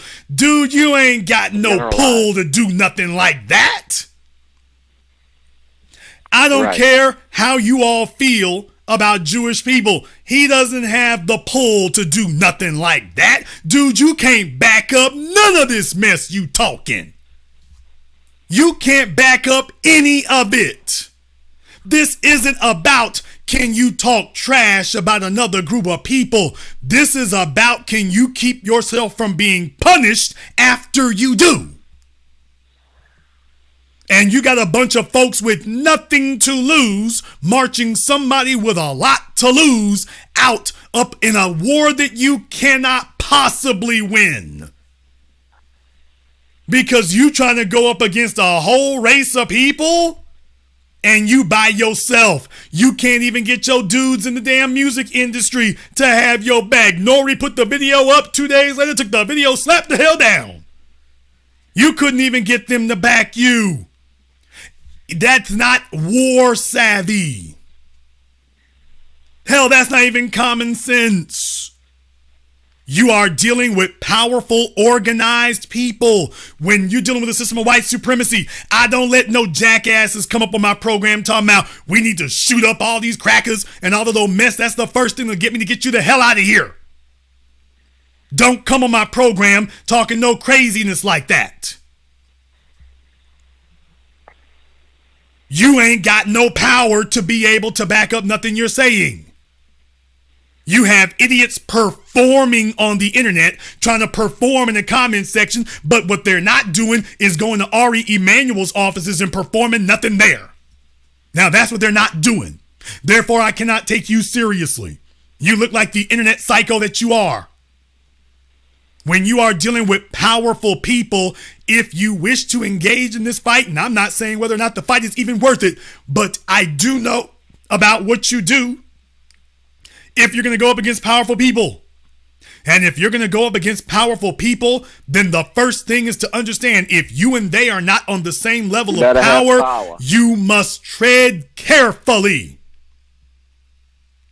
If you are outnumbered, outmanned, outgunned, outresourced, outsized, if you're going up against an opponent who is bigger, stronger, faster, smarter, and by smarter I mean has had more experience in war, you're going up against an opponent like that, you must be careful.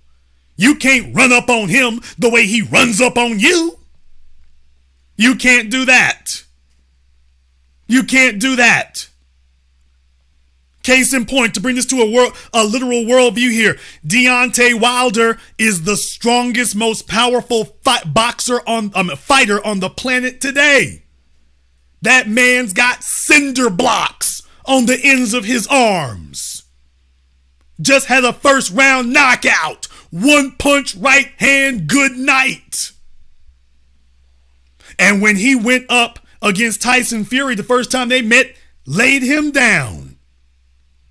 But Tyson Fury understood something. Deontay is a fighter, but he's not a boxer. If I attempt to make this a knockdown, drag out, blow for blow, he'll knock my head off. Again. I need to slow him down. I need to lean on him. I need to make this a boxing match. If I try to run up on him the way he runs up on me, it's over. Remember when Sugar Ray Leonard fought Roberto Duran? The only time he ever got outclassed by a fighter because Roberto Duran taunted him. He taunted his wife at the press conference. He got in Sugar Ray's head, and Sugar Ray went in there to say, I'ma knock him the hell out in round one. Sugar Ray wasn't trying to box. He was trying to fight. And Roberto Duran was raised in the slums. He was raised in the slums. He was born and built to fight. He was born and built to brawl. He didn't want to box Sugar Ray Leonard because he knew he couldn't outbox him, but he can damn sure outfight you. And Sugar Ray walked in there and we saw what the hell happened.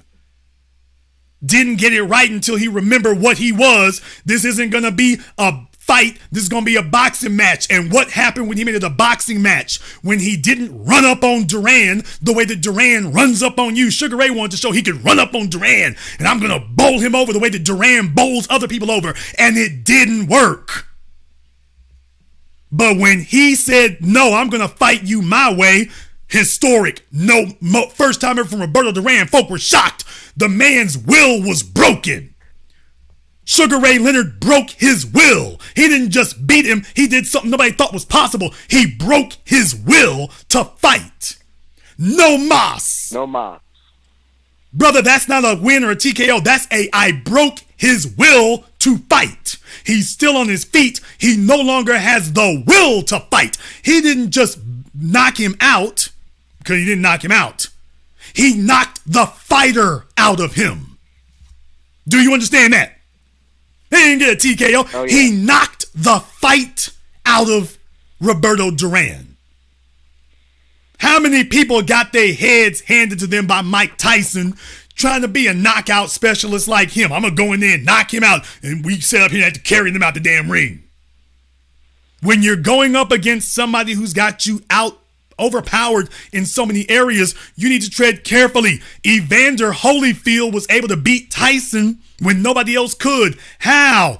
Because he understood if you drag Tyson past the 6th round, he's not a distance fighter. He's never had to be. So if you keep harassing him, sticking and moving, keep harassing him for 6 rounds, after you get past that 6th round, he's going to start running out of gas.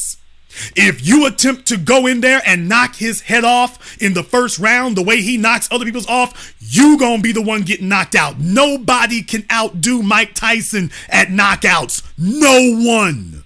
The only people who effectively fought him in his prime and beat him were the people who didn't try to do that. Buster Douglas. They respected his power. They respected it. He was more powerful than them, and they respected that. That's the only reason they walked out alive, because they respected it. Everybody else who didn't respect it, they're on his damn highlight reel 35 years later. The people who respected it got championships. So what I'm telling you is, after all these decades, folks still ain't learned. You still got black folks who still haven't learned. If you're up against a powerful opponent, you can't run up on them like you do your drunk Uncle Jerry. It doesn't work that way. Thank you very much for giving us a call. Let me get caller from area code 804. You're on live with the Black Channel. What's your name? Where you calling from?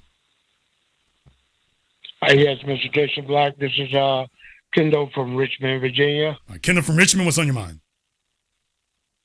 Yeah, I just don't want to do a spin-off because I was looking at Deion Sanders acquiring the number 1 draft pick from high school to his school.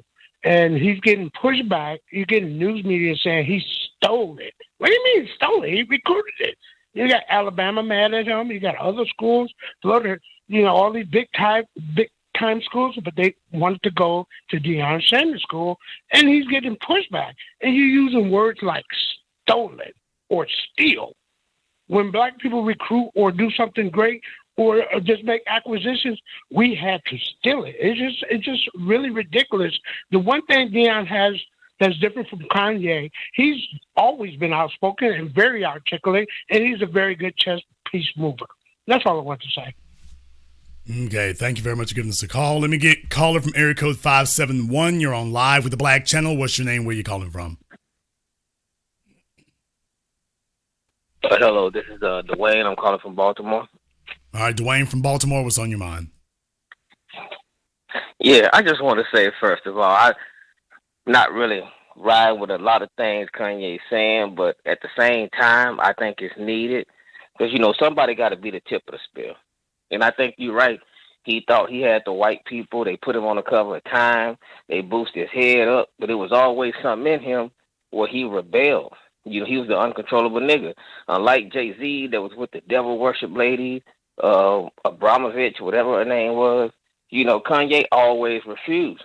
And now they say he worth $11 billion and he the richest black man in American history. So he's starting to see that no matter how much money he got, he's still a nigga.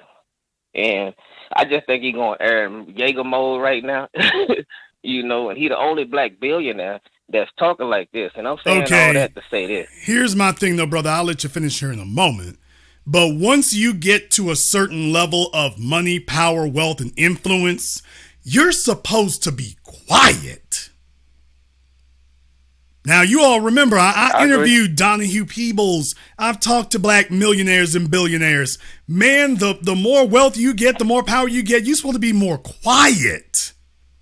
When you're an individual trying to deceive people into thinking that you got more power than you do, then you start yapping and barking. That's what little dogs do to intimidate people. He doesn't have the size, so let me go ahead and yell on you. But if you really have a level of power and influence, you're supposed to get quieter.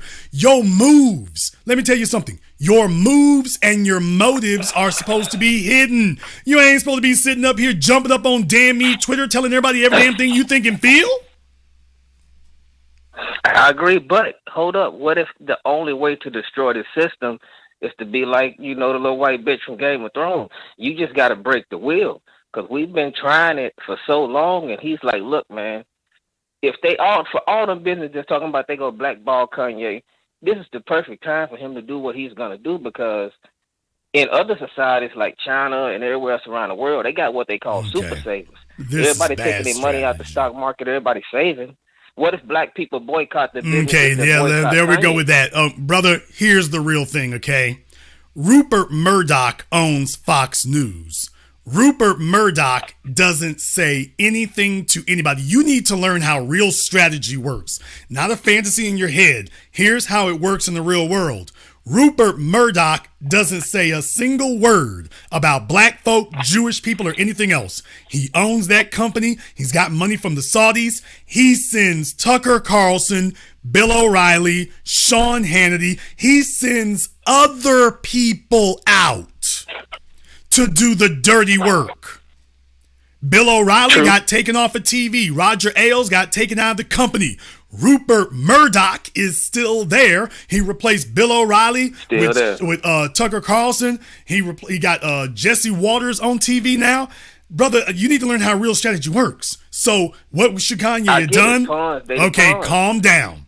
Yeah, the pawns. Okay, sir, calm down. You hear me just fine. I'm calm. Kanye, if you really want to know what strategy looks like, what should Kanye have done? Kanye should have gone ahead and kept making deals with all these people, turned himself into a $100 billion thing, and for the rest of this, you go get somebody who ain't got nothing to lose. And you go let them talk. If you're going to do something like that, you go let them. Okay, sir, what you're saying is garbage. But what Kanye is doing ain't working. It's backfired and done exactly the opposite. Kanye created billions of dollars out of nothing. No other black man done that. Okay, he didn't create it out of nothing. He didn't create it out of nothing. He didn't create it out of nothing.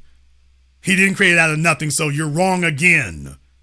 And by the Okay, way, I'm wrong on that, but who are we to Kanye's question his playbook? sir, I mean, his playbook has worked so far. How's his I'm just playbook asking working right questions, now? Jason. I fuck with you. I Okay, fuck with you. I agree sir, with you. You're right. all I I'm want to listening. know is how is the playbook working right now for him?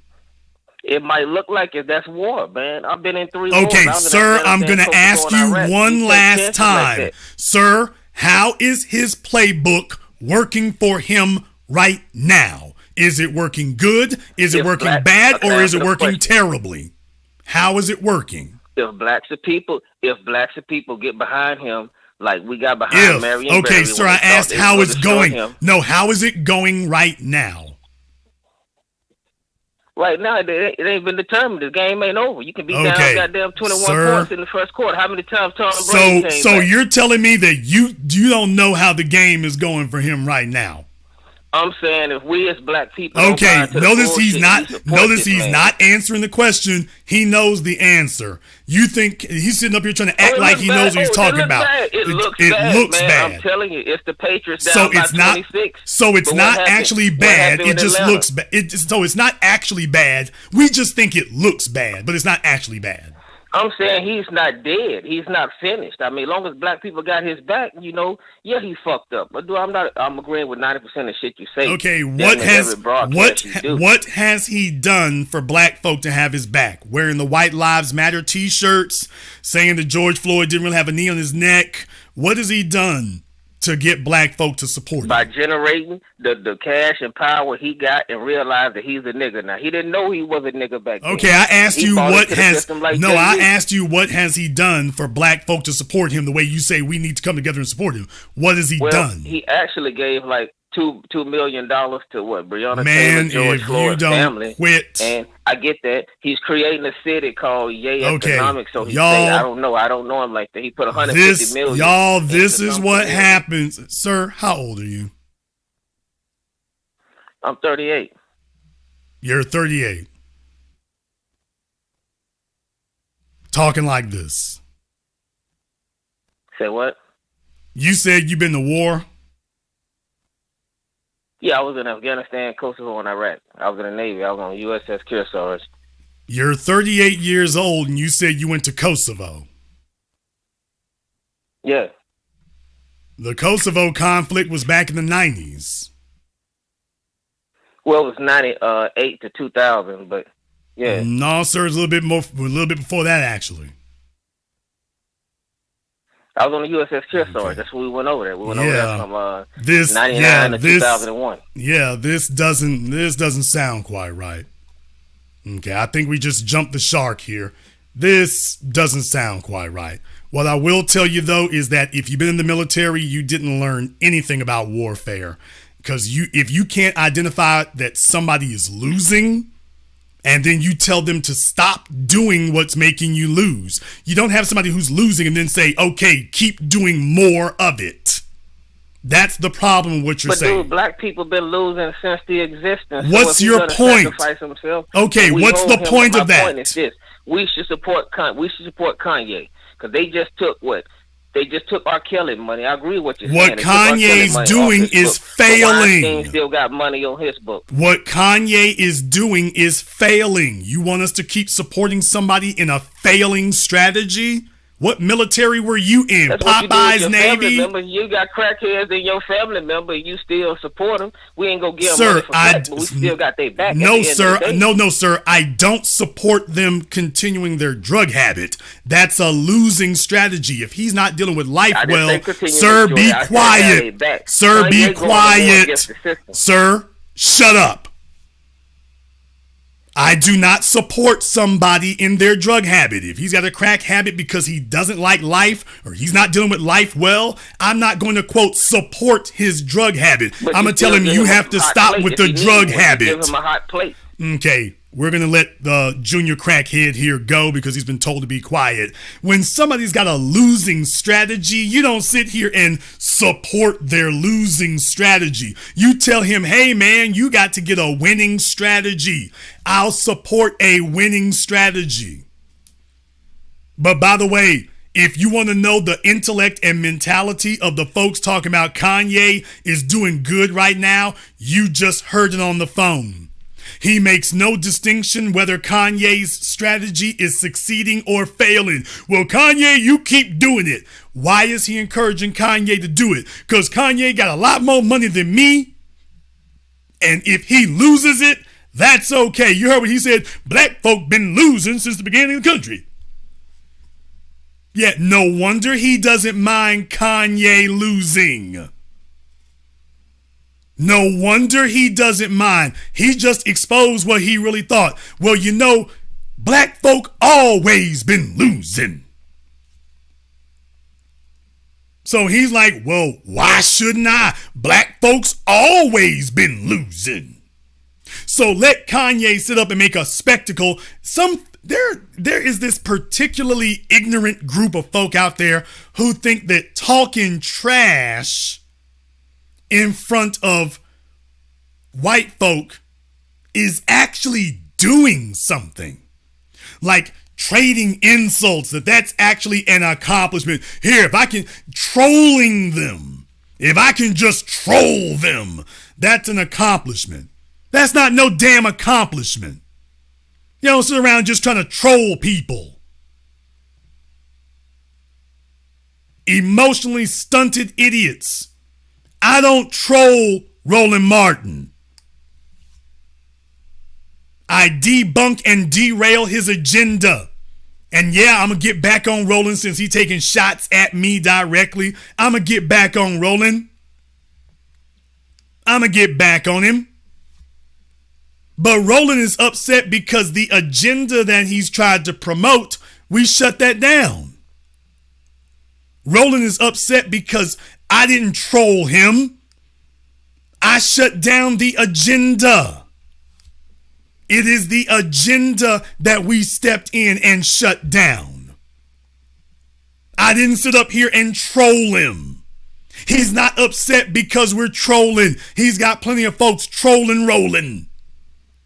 What he's upset about is he was sent out for an agenda and we are derailing the agenda, not trolling him, not trading insults, not trading wisecracks. See, that's the difference. You don't accomplish anything by trading wisecracks. You accomplish things by derailing agendas, and Kanye ain't derailing nothing. Call of Mary Code 202. You're on live with the Black Channel. What's your name? Where you calling from? 202. Yes, it's Carlito calling from Washington, D.C. Carlito from D.C. What's on your mind? All right. It's a couple of things. Like I said, brother, I agree with you about 99% of the time. On this one topic, and total disagree with you on your points with Kanye. I was waiting for you to say something about the comments that he made on the Jewish people and the subject. I was waiting for you to cover that. I haven't heard it. I did. You're an idiot. You weren't listening. I did. All the ADHD children in the chat room. Not deep enough. I'm not going to spend the whole 2 hours talking just about Jewish people. I'm not going to do that. That's stupid. Nobody wants to hear that. Why don't we cover it? Why don't Everybody wants to hear that. Sir, why don't we cover what? Next thing. All right, so since you don't want to cover it, okay, no, sir. I'm gonna let you get your big bird outfit out, and I'm gonna let you tell us what is it we're not covering. All right, so what you're not covering. You know this jackass just cleared his throat. He just cleared his throat. So this is what I mean. Negroes who don't get attention, they start performing. He's so glad to have an audience. I said, what are we not covering? Well, you see, wow. I just wanted to point that out, by the way. But go ahead. You're entertaining. I mean, that's fine. I mean, the name calling and stuff is fine, but it's still, you're not covering the point. Okay, so one, the Jewish-owned media, that's one thing that we're not covering. And on top of all of this, it sounds like, and I don't mean to be disrespectful, Brother Jason, because I'm with you, but it sounds like you're a little scared when it comes to what Kanye is doing. This is what I'm saying. And it seems like Kanye is trying to push us to do something that nobody hasn't done. And if we don't do and it now, what is he pushing us? What is he pushing us to do that somebody hasn't done? What is he pushing us to do that nobody's done? He's pushing us to challenge our masters. That's what he's pushing us to do. Okay, sir. What you just said is a lie. What you just said is a lie, dude. Folk been talking about that for decades. Brother Muhammad, Dr. John Henry Clark, Louis Farrakhan. Okay, you just said nobody has, sir, you just said nobody has done it. This is what happens when the crack babies call in. You just said nobody's done it. I just rattled off a name of folk who've been doing it for decades, and now you're talking about, nobody today. Sir, you already said it. Y'all, when y'all go off and have these crack babies, when they get older, they go into the Navy because they can't hold a job. They do like this dude right here, and they just talk stupid in front of other people. His position. Nobody in his position has done that. He doesn't have, what is, sir, he doesn't have a position. He doesn't have a position. He doesn't have sir, to the crack baby on the phone, Kanye does not have a position among black people. So to the richest black man in the United States, he doesn't have a position. Where is his respect, sir? Only question we need to answer is, where is his respect among black people? Let me really, Jason. Stutter, really? Stutter, sir. Where is his respect among black? Sir, I'm gonna ask this one last time. Where is his respect among black? He cannot influence black people if black people do not respect him. Where is his respect among black people, sir? Again, it's about the points that he's making. But nobody's listening to him. They're not listening to him because they don't respect him.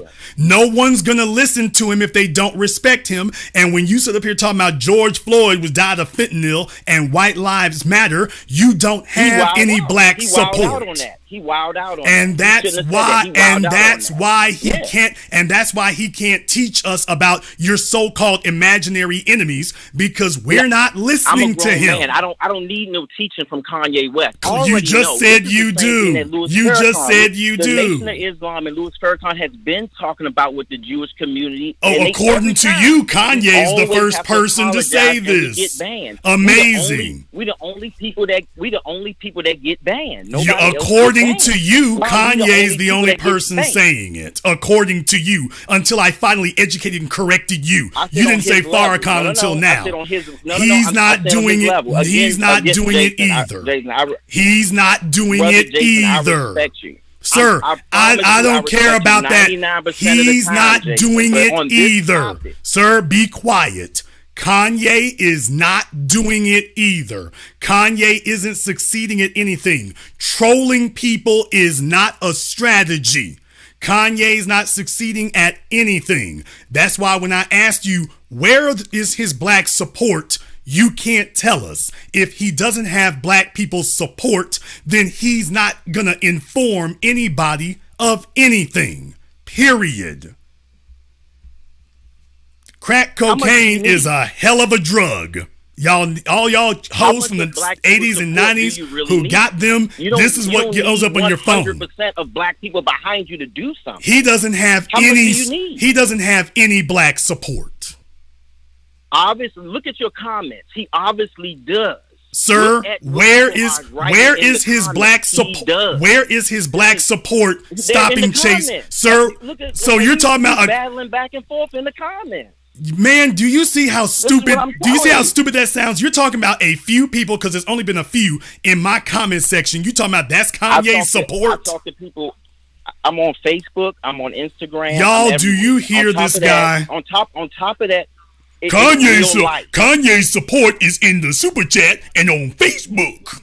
Jason, all I'm saying is that I'm with you, brother, and everything you do. Dude, you're not with rationality. Y'all, do you hear this guy? Kanye's support is in comment sections. He has support with a couple of broke niggas on Twitter, and with me and my broke friends on Facebook. That's his support. Now, Jason, you're talking about your base. Sir, derogatory. Tell me, the people that sir, listen to you. This is the only question you need to answer. Tell me where Kanye's support is stopping anything bad from happening to him right now. You said. You heard the question. Where is his support? If he really has support, where is his support to stop anything bad from happening to him right now? It's not there. That's what I'm saying. It's not on other people to stop bad things. Sir, excuse me. He doesn't have any support. He doesn't have any support. This is more than just. It's more going on than just Kanye with these rants. This is a spiritual battle that's in this as well, and I personally believe that spiritual battle. What do you mean? What do you mean spiritual battle? Wait a minute. What do you mean by that? What do you mean? What do you mean a spiritual battle? What do you mean? Stop babbling. What do you mean by a spiritual battle? A spiritual battle, meaning that Kanye is bringing God into this conversation. When he speaks that he's on a mission from God. He constantly brings up about black abortions, which we both know is something that we shouldn't be doing. Some people feel like it's the right thing to do. I don't. I'm not for abortions. I feel like that we shouldn't unless it absolutely has to be done. That is something that we struggle with. That is something that black people need to get correct. And so about and you think that we need to link up with conservatives? I'm saying that we need to link up with anybody that's going to move us forward. Anybody, by any means necessary, brother. By any means necessary.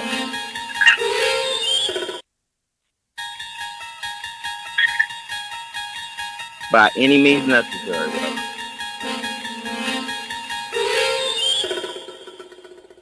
Go ahead, keep talking. I mean, that's fine, but I mean, people are feeling me. People are feeling me in the comments. I already know that. You are a delusional crackhead, but go ahead. People are feeling. I already, Jason. That's fine. But what I'm saying, I'm not going to argue with you. You are who you are, Jason. You. This is what you've built up. This is your thing. So. This guy got on my phone talking about this is about God and a spiritual battle. This is one of the old church hoes. This is Kanye's support level is a male church hoe. Go ahead, bro. Keep talking. Nah, brother. You off. You off on that one. Not even close.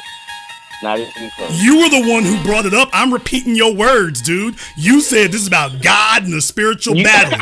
Go ahead and keep talking. I'm not even trying to use your words, so that ain't even how I talk. But you saying you being a church, come on, man. You're the one who said this is about God and the spiritual battle. Why don't you go ahead and keep telling everybody about this spiritual battle? Yeah. That's what it is, bro. Tell us it's more. All the above. Tell us more. It's all the above. How many spirits should we believe? How many spirits should we believe in? It's also an economical battle as well. No, let's talk about that spiritual battle. Pay attention to No, let's talk about the spiritual battle. How many spirits do we believe in? Talk about it all. Okay, no, just that one. How many spirits do we believe in? We could talk about it all. What about that? What about No, sir. The spiritual battle. How many spirits do we believe in? One of the points I'm making is that the whole time you kept last time we're going to ask you, how many spirits do we believe in? Sir, you asking the wrong question. No, you're the one who brought up a spiritual battle. Let's discuss the spirituality. How many spirits do you believe in? How many spirits should we believe in? No. How many spirits should we believe in? That's where I'm gonna leave it at. No. Now he wants to run from himself. This is Kanye's support. I'm not an amateur with this, Jason. You're better than me, but I'm not no amateur. Sir, how many spirits? How many spirits should we believe in? You brought it up that there's a spiritual battle. How many spirits should we believe in? You're asking the wrong question. Sir, you're the one who brought it up. I'm asking you because you brought it up. How many spirits should we believe in, sir? I didn't bring that up. You didn't bring up the spiritual battle. Spiritual battle. That's what I said. Yes, sir. How many spirits and how many spirits and how many spirits are there? The people. Here's the thing. The people that understand, they know what I'm talking about. Oh, let he who heareth and have understanding. Like you. Sir, how many spirits should we believe in?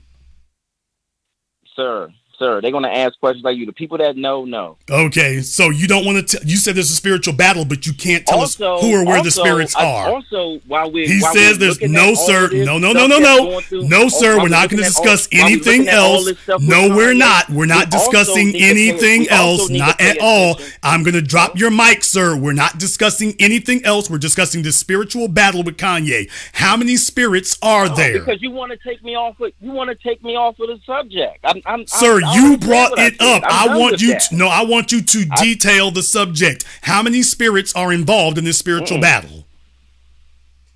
Sir, that's my statement. Who knows, no. Okay, so first you had the Navy guy who tells you that losing strategies are how you fight wars. Now you have this guy telling you that there's a spiritual battle.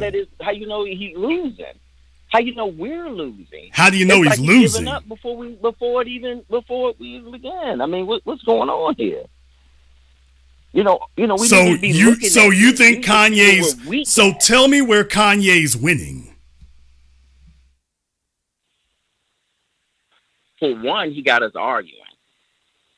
So that means that you call that that's winning. For one. We're paying attention.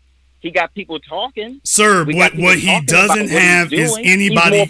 What he doesn't have is anybody coming. He doesn't have anybody coming to his defense, sir. That's a win.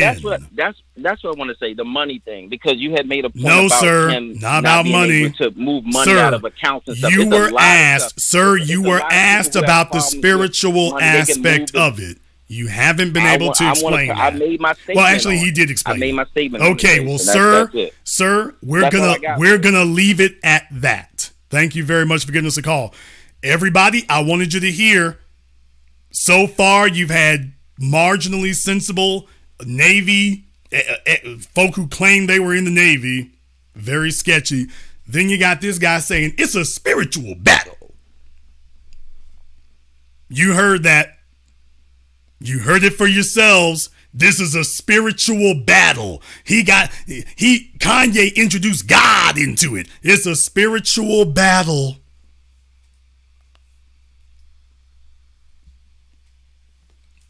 That's Kanye's support. The religious zealots and spiritual nut jobs. That's the support. That's Kanye's base right now. I wanted you to hear it for yourself. No, that was not a fake call. That's Kanye's base. Talking about it's a spiritual battle. These folks are as bad as the Beehive. They're as bad as Beyonce's supporters.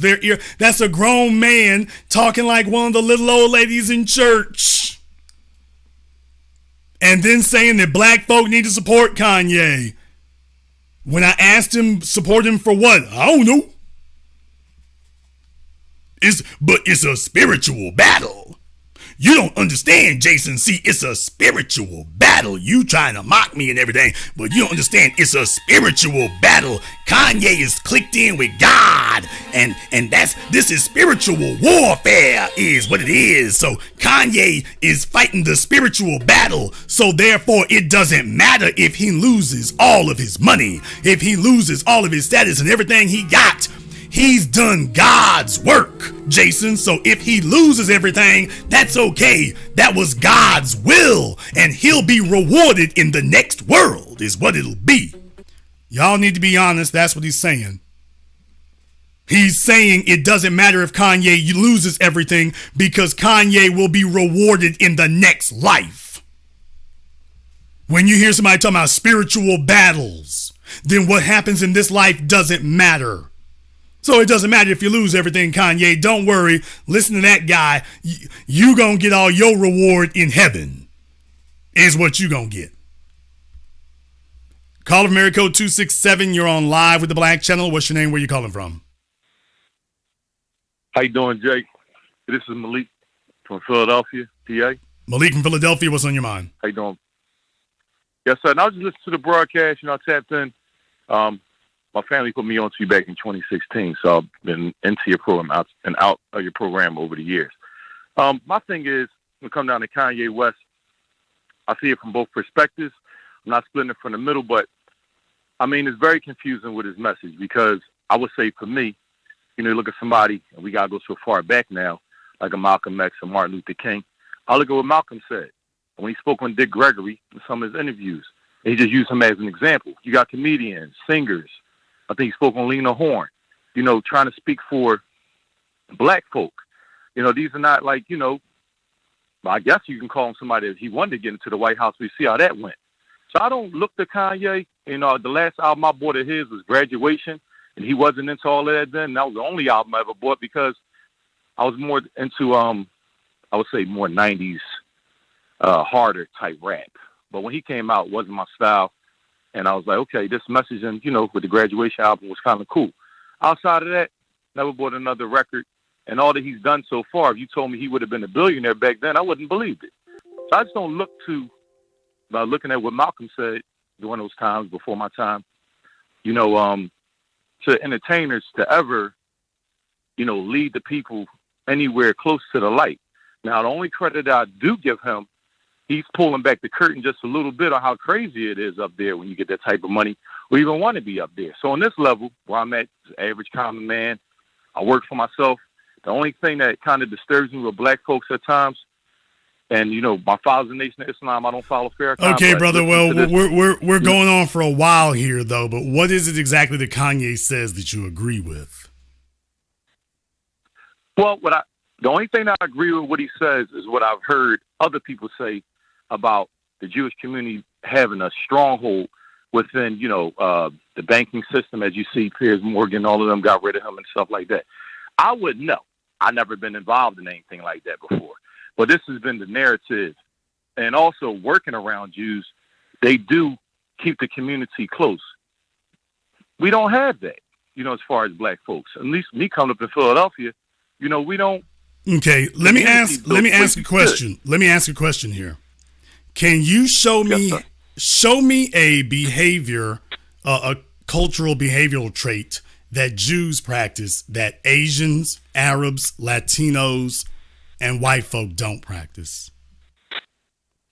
That Jews practice that they don't practice? Yes, show me how they are moving and practicing amongst themselves. Whatever your observation is, show me how that's any different from what Asians, Arabs, and Latinos and these other groups do. How is it different?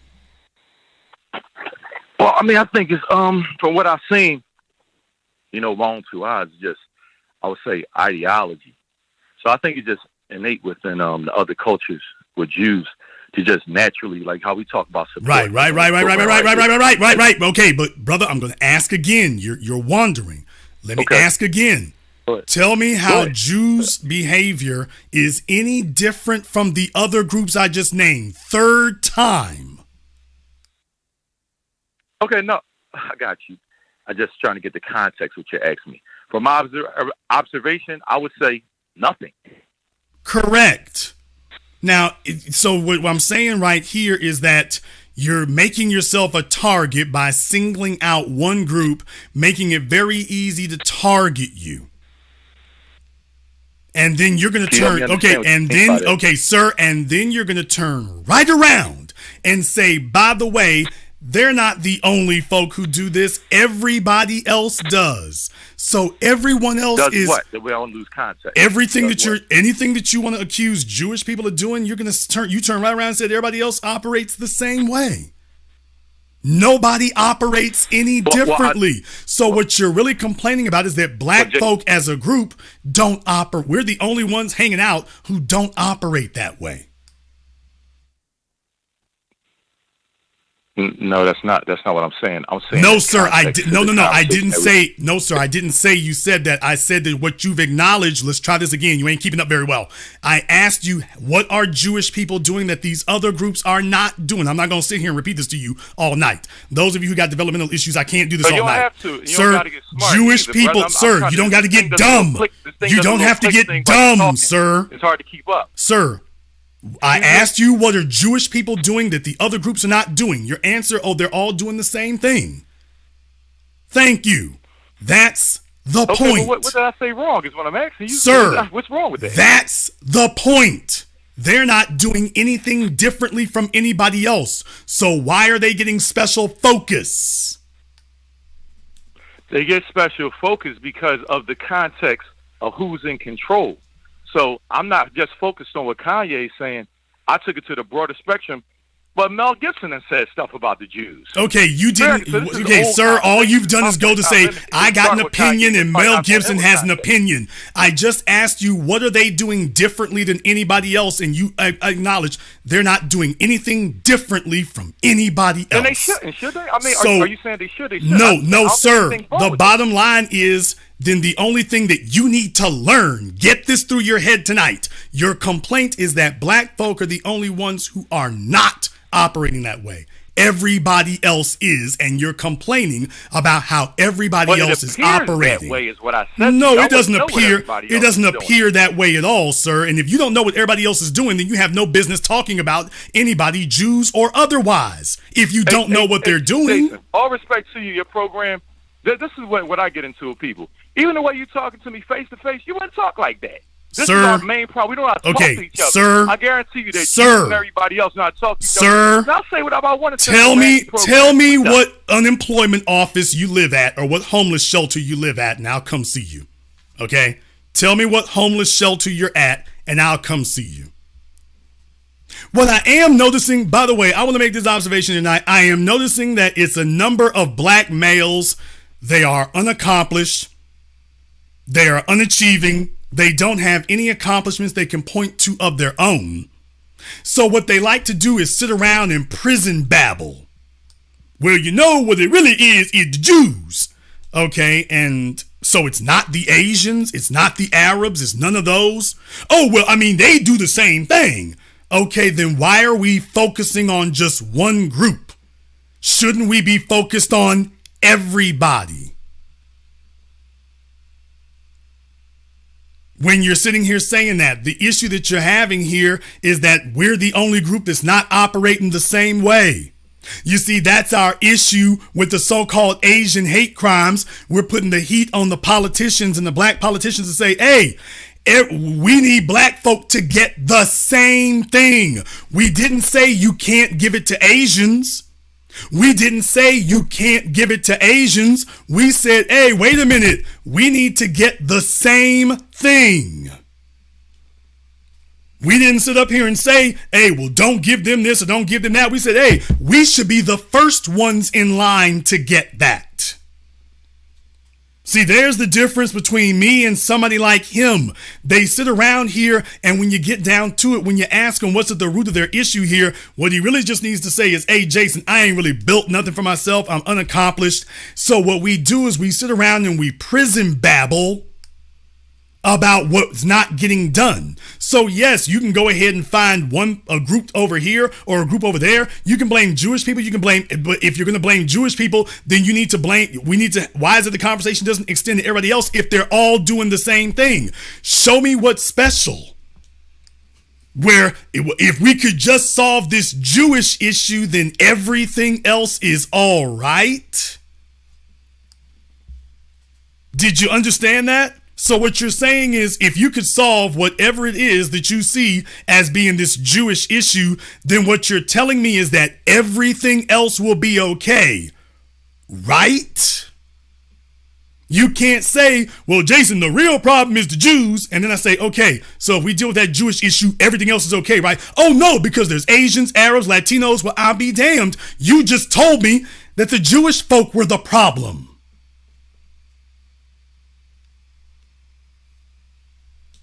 There's a lot of chicks who smoked crack back in the 80s and 90s, and their sons have come of age. They are powerless. They are hopeless. They are clueless. They are lost. They don't have a clue about how to gain power of themselves. And while they think that being able to identify problems in other groups actually is a substitute for having a real answer. And they literally cannot articulate how they would deal with the problem. Well, you see, what we need to know, we need to be educated. See, this is a spiritual battle is what it is right here. And Jewish people, that's the real thing right there. And then all I do is ask one question. Just one. Where's Kanye's black support? What are Jewish people doing that these other groups not doing? Well, I mean, it really don't matter. I don't know what you mean.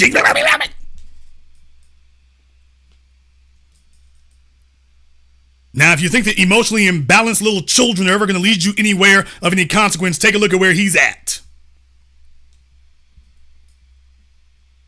He can't even identify exactly what the problem is. He can't articulate it. Then when it was disproven, he didn't just stop talking. When it was disproven, he kept talking.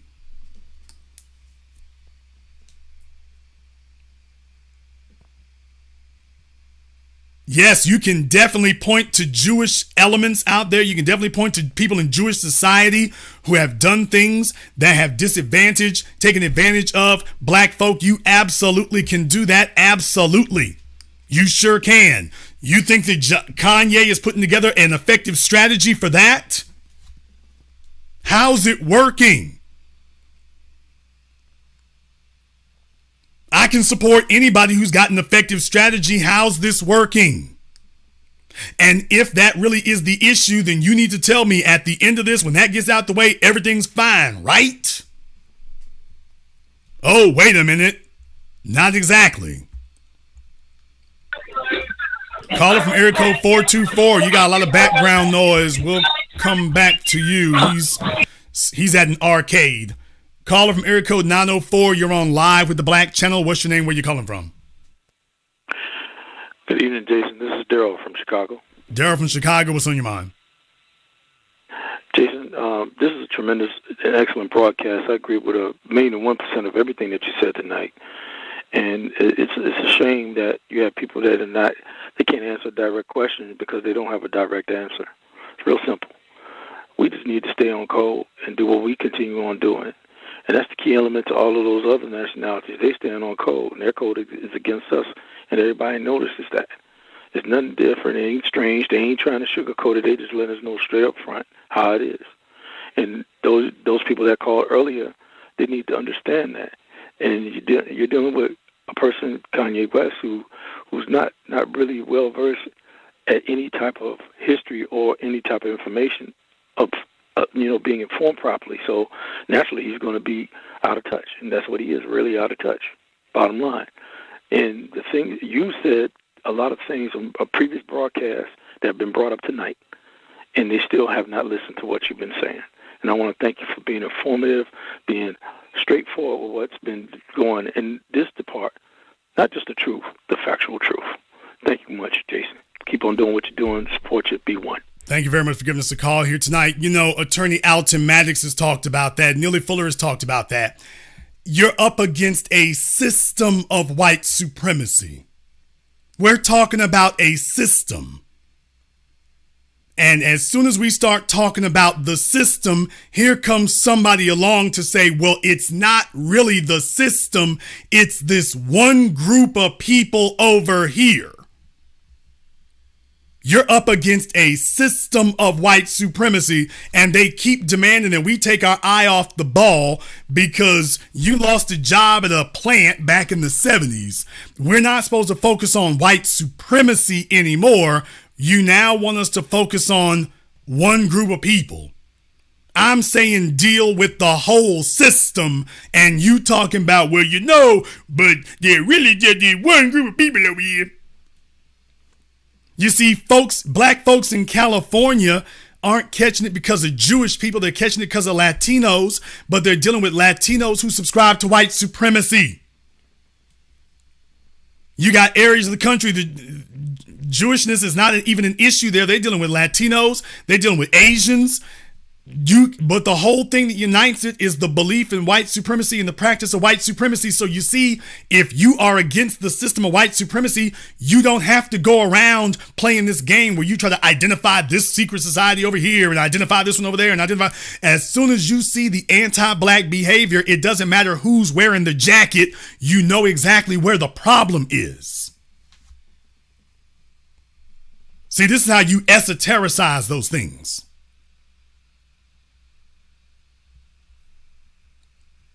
And that doesn't work either. Caller from area code 630. You're on live with the Black Channel. What's your name? Where you calling from? Hi, Jason. This is Nick from Chicago by way of Houston. Nick from Chicago. What's on your mind? Yeah, two things. One was that bumbling caller that called in earlier talking about the black support for Kanye. I'm from Chicago. I grew up as him and Lupe Fiasco as the two people that I would listen to from Chicago. And I'm telling you, I dropped that dude so quickly once I started to hear this man open his mouth. I respect him as far as I can see for the same way I respect Jay-Z as a businessman and them being black. But beyond that, no, there's no other support. I stopped buying his album, stopped listening to his music after 808 and Heartbreak. I'm like, nah, because this guy just went too dang far. So no black support there. He's going to have to show some time and some effort to get any support from me and people that I know. Only some drunk people actually support this guy.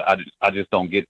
The other thing is the portion that you opened up earlier about, I think it was PayPal or another company, where they would close out accounts if they didn't like the policy. Well, I'm one of the people that got my accounts closed. I was a victim of identity theft at one point, and I guess I'm still struggling with some of the issues, trying to recover some of these things. But I randomly got, I think it's a little extreme to use this, but became a non-person, where essentially all of my accounts, from bank accounts, CashApp, PayPal, all across the board, just got closed out. I didn't have any access to any of the money. And I learned very quickly, some of the friends that I had, they're not gonna help out. I mean, I was left, that was one of the two times that I was essentially homeless. I had to go up and house with my sister. So I'll tell everybody, this stuff is very serious. I don't know what that person did with whatever they were doing with my identity, but they must have angered somebody, and it wiped a lot of my record off. And yeah, I'm still working through that right now. But I'll tell people, it made me prepare in a very different way. So somebody that's trying to challenge up this system in a dumb way, I'll tell you, that is not very smart. He can have buildings all he wants, if they push the button, they can just push the button and turn off everything for him. So what they're showing you right now is they can just push the button and lock everything down. Thank you very much for giving us a call tonight. Let me get caller from area code 404. You're on live with the Black Channel. What's your name? Where you calling from? What's going on, Jason? It's Leroy. Leroy from where? From Atlanta. Leroy from Atlanta. What's on your mind? Yeah, man. You know, I see what Kanye is saying, and it's accurate. But I think the problem is, you know, I think they're going to use him like they're using Alex Jones to shut out people who are having these conversations that he's having. I mean, whether or not one thinks it is important, that's on them.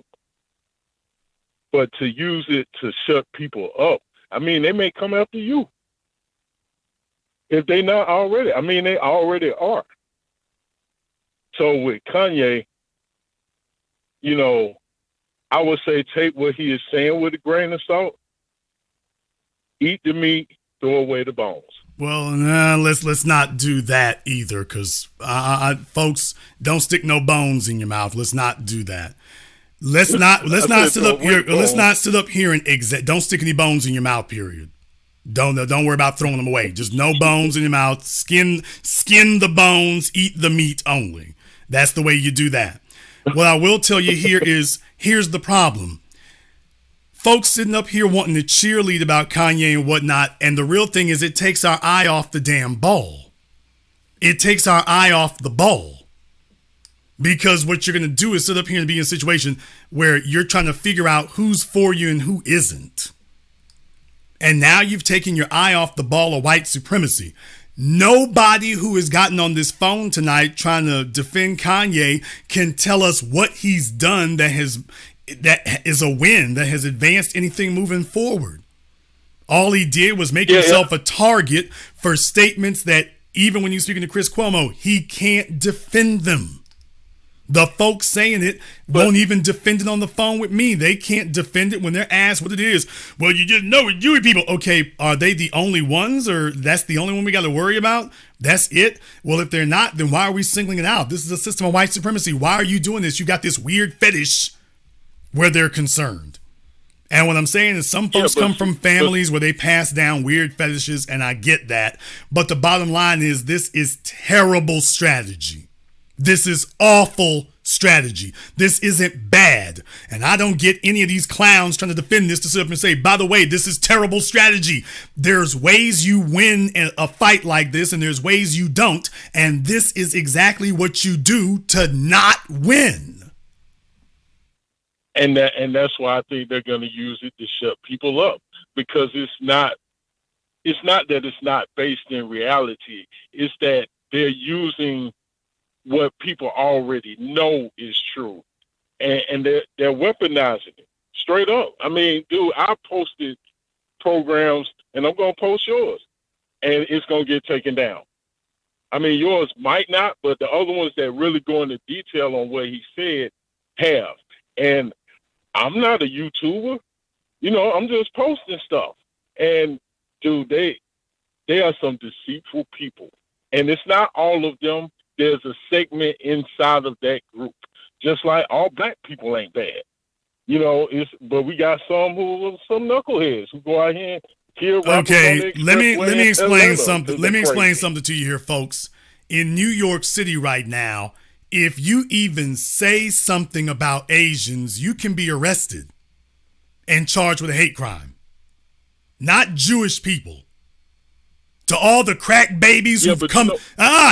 enough, sir. All the crack babies who've come of age and trying to single out one group. I'm sitting here and can literally name for you. By the way, in New York City right now, if you say something that offends an Asian person, they can get you arrested for a hate crime. Asian, not Jewish. Asian. Reported on this a year ago. Asian. And yet we got folks sitting up here acting like something is reserved for one group of people. Do you realize what a villainous, treasonous disrespect and disservice to the people that is? To get them thinking if they just go marching off in one direction because you got some weird fetish about Jewish people, that everything else will be fine. And they're literally able to arrest you for a hate crime in New York City if you offend Asian people. Not lay a hand on them if you just offend them. And yet not a word, not one word from the folks talking about Jewish people. By the way, not a word about that. Not a syllable. Now, how is it that you can have any sort of credibility and you leave that part out? Oh, look, he definitely left parts out. The Jewish state of Israel gets the reparations money that should be coming to us. That's where the axe and the grind is for the current state. I mean, that's not even going into identity. Just look at the numbers. They get paid reparations, and they didn't even have to ask for it. And the United States didn't do anything directly to them during World War II, but they getting paid. Okay, but here's the thing right here. You've got more Asian stores set up in black communities than anything Jewish. And when you got folks who sit up here and tell us that they want to take our focus away from the whole picture and say, well, you got to understand, there is some racism everywhere else, but we really need to focus on this group right here. No, we need to focus on the white supremacist system and everyone who subscribes to it. That's what we need to be doing. Anything else is intellectual masturbation. And unfortunately, you've had a whole bunch of black folk who love engaging in intellectual masturbation. So you just show them one little thing and then they will dissect it down to the DNA. And meanwhile, everybody else around you is running rampant. While you sitting up here patting yourselves on the back about focusing and squinting your eyes on one little thing. Thank you for giving us a call here tonight. Well, some of what Kanye said was the truth there. Okay, let me go ahead and not dispute you on that. I'll go ahead and give you that one right there. Great. So We're going to give that focus now. What about this? We're going to let everybody else off the hook. Why are we dealing with a system of white supremacy that has several moving parts and you going to focus on just one? Well, you see, we haven't given it proper focus and support where we ain't did right there. Okay, so let's stop talking about Asians now. Let's go ahead and deal with your fetish here. Let's not talk about the Irish and Italian. Let's not worry about that. Let's talk about your intellectual fetish.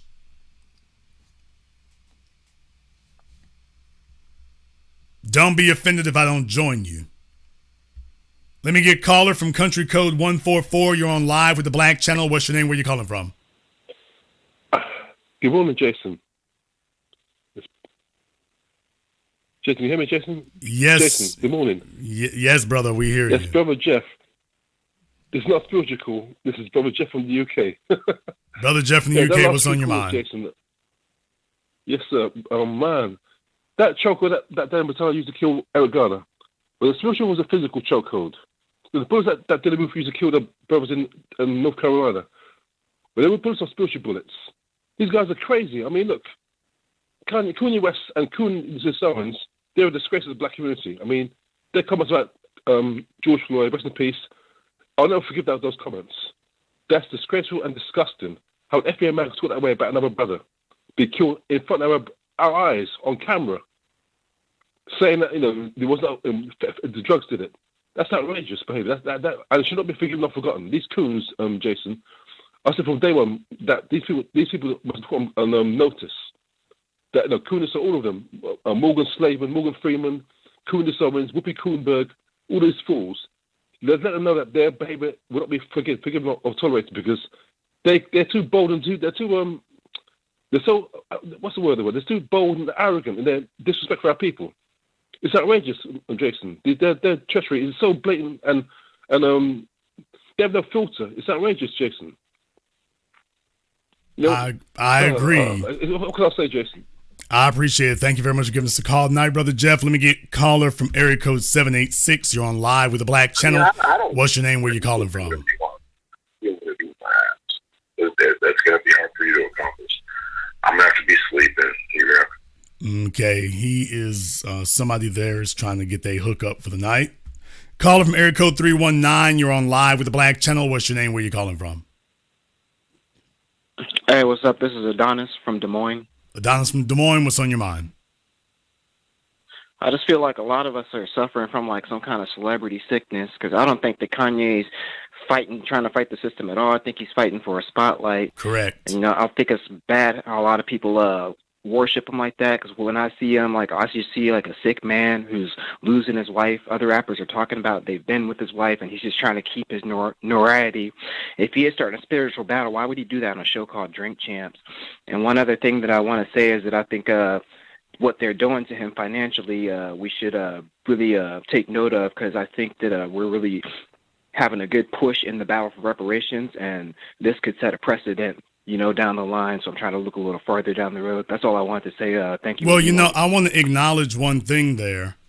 When you take a look at Kanye's behavior, ever since Trump was in office, he's been basically making all kinds of moves to take the focus off of white supremacy and put it somewhere else. Right. We spent all this time putting the focus on white supremacy. Kanye jumps up and now you got Negroes falling for silly ass wedge issues that take the focus off of white supremacy. This guy is literally wearing a White Lives Matter sweater. Literally wearing a White Lives Matter sweater, Make America Great Again. George Floyd didn't really have a knee on his neck. Repeatedly doing things and saying things that take the focus off of white supremacy. Now he's saying we don't need to focus on white supremacy. We need to focus on Jewish people. And what I'm saying is, do you realize down the line, everything he's saying and everything he does is an attempt to take that focus, take that spotlight off of the system of white supremacy. Well, here, look at this one group over here. Okay, so but by doing that, you're asking us to take our eye off of the whole system, so we can look at one small part of it. That's a pattern of behavior, brother. I just feel like it's strange how the brother from the UK brought that back into the conversation, because everybody else is so used to being disrespected that they glossed over that and engaged in defending him, you know? Well, like I say, you got to understand, powerless people speak the same language. So to other powerless individuals who are perfectly fine to see Kanye be completely decimated, they're okay with that. You got to understand, powerless people speak the same dialect. They speak the exact same dialect. They're right, Kanye. You get out there and troll them. Brother, you never saw a war won by trolling anybody. You never saw that. And anybody who thinks that this is good strategy, boy, I'm telling you, it's a good thing you're not in charge of a military anywhere. Thank you very much for giving us a call tonight. Let me get caller from area code 314. You're on live with the Black Channel. What's your name? Where you calling from?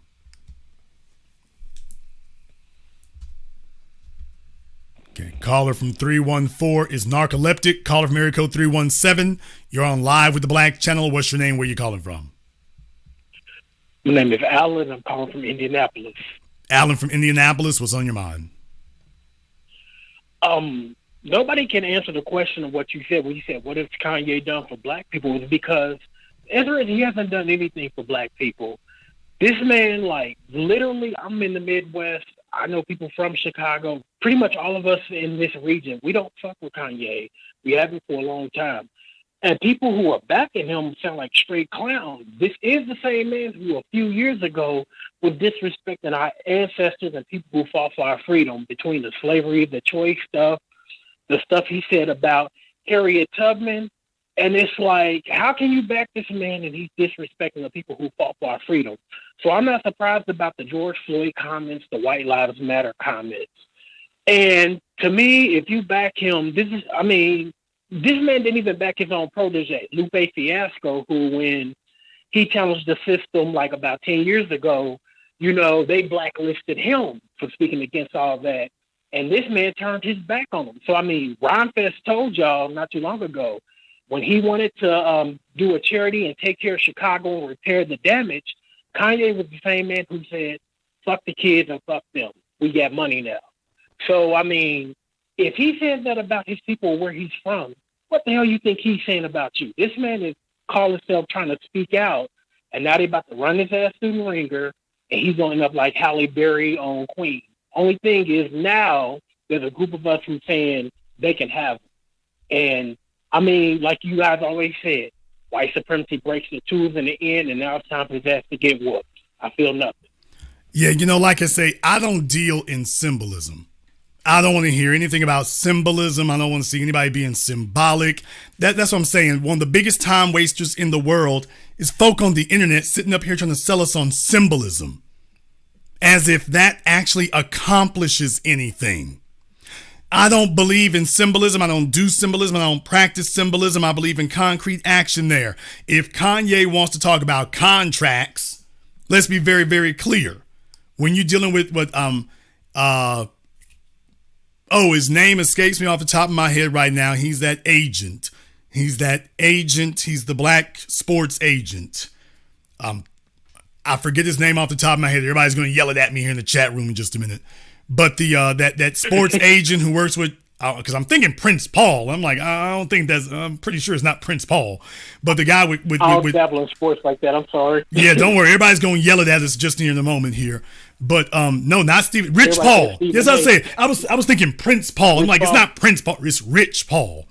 But like I say, if when you making moves like Rich Paul, you're not sitting around doing dumb things. Kanye is literally sitting up here telling you about his Jewish agent, his Jewish accountant. But Kanye, if your accountant is Jewish and your agent is Jewish and you're and all that, you hired them. You have enough money to hire anybody you want to. If you've got Jewish folk working for you, you hired them, Kanye. You're not like most of us and you come from one city and you just got to deal with the folk you're dealing with. If somebody said Prince Paul was De La Soul, ain't y'all glad I stopped myself? I'm like, Prince Paul, wait a minute, that's not quite right. But what I'm saying is, Kanye, you're not like the rest of us where you just got to deal with whatever you can get and that's it. He can hire anybody on this planet if he's got Jewish folk working for him. Y'all understand something here. I'm going to say something you're not going to like. But there's a bunch of failed black folk. I've been saying this for years and years. No black person has signed a bad contract since 1950. Everybody knows what they're signing. When they come back to you and ask where the money is, they're all embarrassed and they feel all stupid. So then they tell you, oh, well, it was the record label. But we've known since James Brown, Sam Cooke, Smokey Robinson, Ray Charles. Black folk have always known this.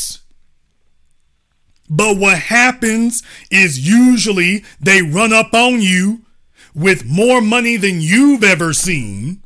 So if you come from a neighborhood where folks are making $30,000 a year and then they throw a check for $150,000 in front of you, that's mind-blowing to you. But it isn't because you didn't know. All they got to do is sit up here and throw a car in front of you and then you've done lost the plot. It's not new. From the DOC and a gold chain to how many rappers and a Mercedes Benz signed away their souls. It wasn't that they didn't know. It wasn't that they didn't see. When they come back to you, they're blaming the record label.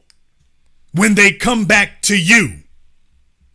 Let's be very, very clear. Ruthless Records. Ice Cube was a teenager.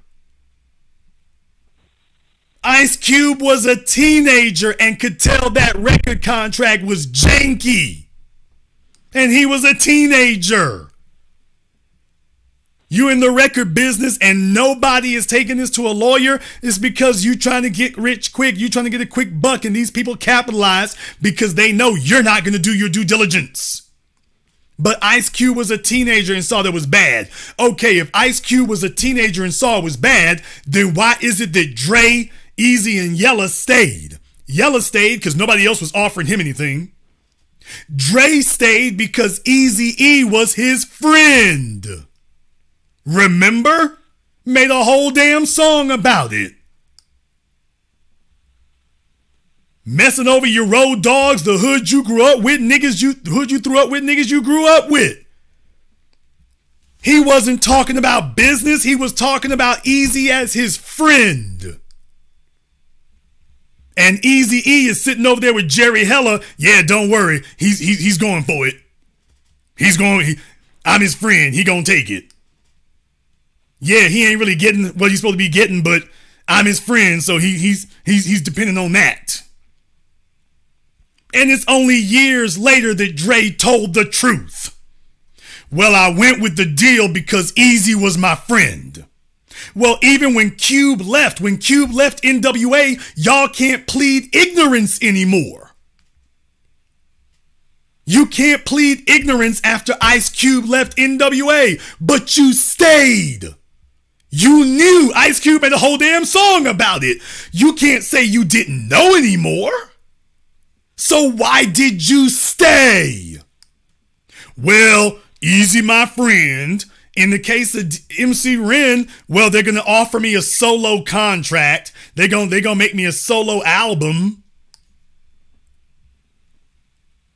But the truth of the matter is they knew what they were doing. They knew what they were signing. If they had bad motives for doing it, they had bad motives. Somebody explain to me how in the hell Nipsey Hussle avoided that. Master P avoided that. Birdman avoided that. T.I. avoided that.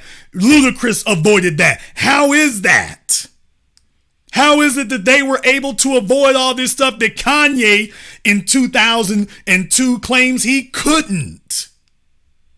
Kanye can sit up here and post his record deal online. What it shows is historical malfeasance. Nipsey Hussle said no to a record deal until they signed the one that he wanted. He didn't sign some janky ass slave deal. And everybody doesn't sign the slave deal. Everybody don't do that.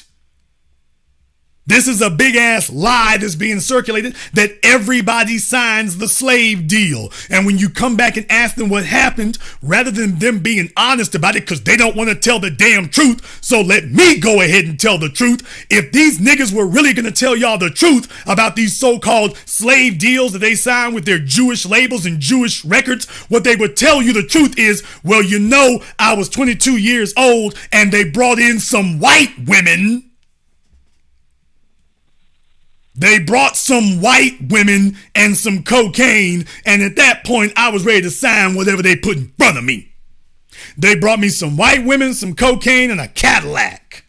They brought me some white women, some cocaine, and a Benz. And at that point, I'm signing whatever Mr. Charlie say. Now, they don't want to tell you that part. They're not telling you that.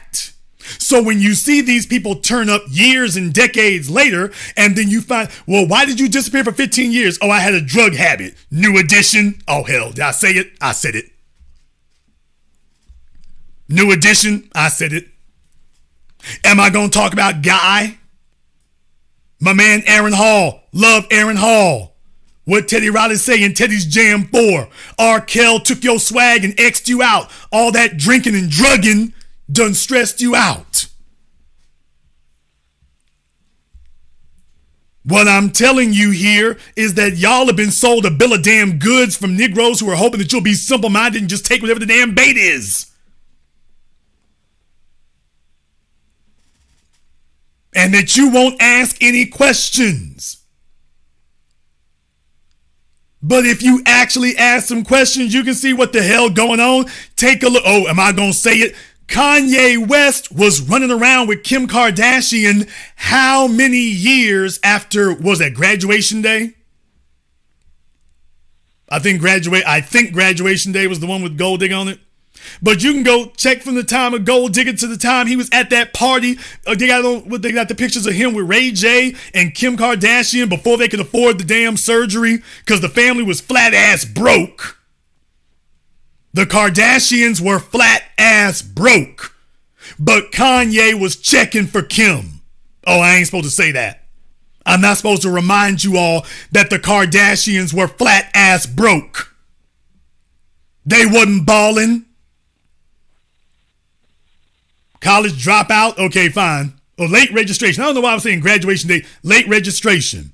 Whichever album it was, but the Kardashians were flat ass broke, but that didn't prevent Kanye West from trying to run up on Kim before plastic surgery. Before the plastic surgery. Give me this microphone. Before the plastic surgery.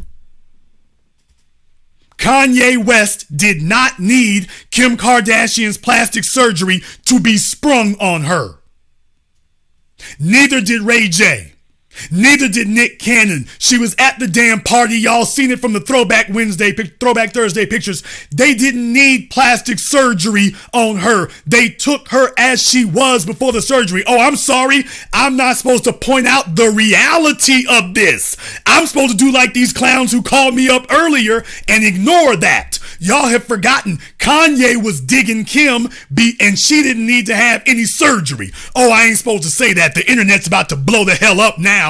I thought everybody understood that after all these years. I peeped it out then. Kanye didn't need plastic surgery on Kim Kardashian. He took her as she was. So you can talk about how she looked before the plastic surgery. It was good enough for Kanye. It was good enough for Kanye and Nick and Ray J. It was good enough for all of them. Now you tell me who signed a bad deal. How do you think he got in them parties? Hey, Kanye, come with us, dude. We're having a party tonight, dude. Paris Hilton's gonna be there, dude. Come on down, bro. They're gonna love meeting you, bro. He goes to the party. Oh, I'll be damned. There's Nick Cannon. There's Ray J. There's Paris Hilton. Hey, she got that chick she been talking about. What's her name? Yeah, Kim. Let me go holler at her right quick. Hey, dude, before you go in there, we want to talk about your new record contract, dude. Kim, she's really digging you, bro. She's giving you the eye, bro. If you sign this deal right here, we're going to give you $2 million up front, bro. Go ahead and sign this. And when he gets done, he ain't going to tell you the circumstances under which he did this. But some jackasses on the internet are going to tell us take our eye off of white supremacy, focus on this one small part down here. Kanye, if you allowed some Jews at a record label who saw your weakness. Oh, am I saying it? If ain't nobody else gonna say it. Kanye, if you allowed yourself to be vulnerable and they were able to take advantage of your obvious weaknesses, and now 20 years later, you want to rewrite your story? You want to rewrite your history and say it was something else now? Now you want to say it was something else. It wasn't what you did. You don't want to remind anybody about the parties. And let me remind you all of one more thing. That was just one party. What about all the others that we ain't got pictures from? How many parties did Kanye go to that we ain't got any pictures from?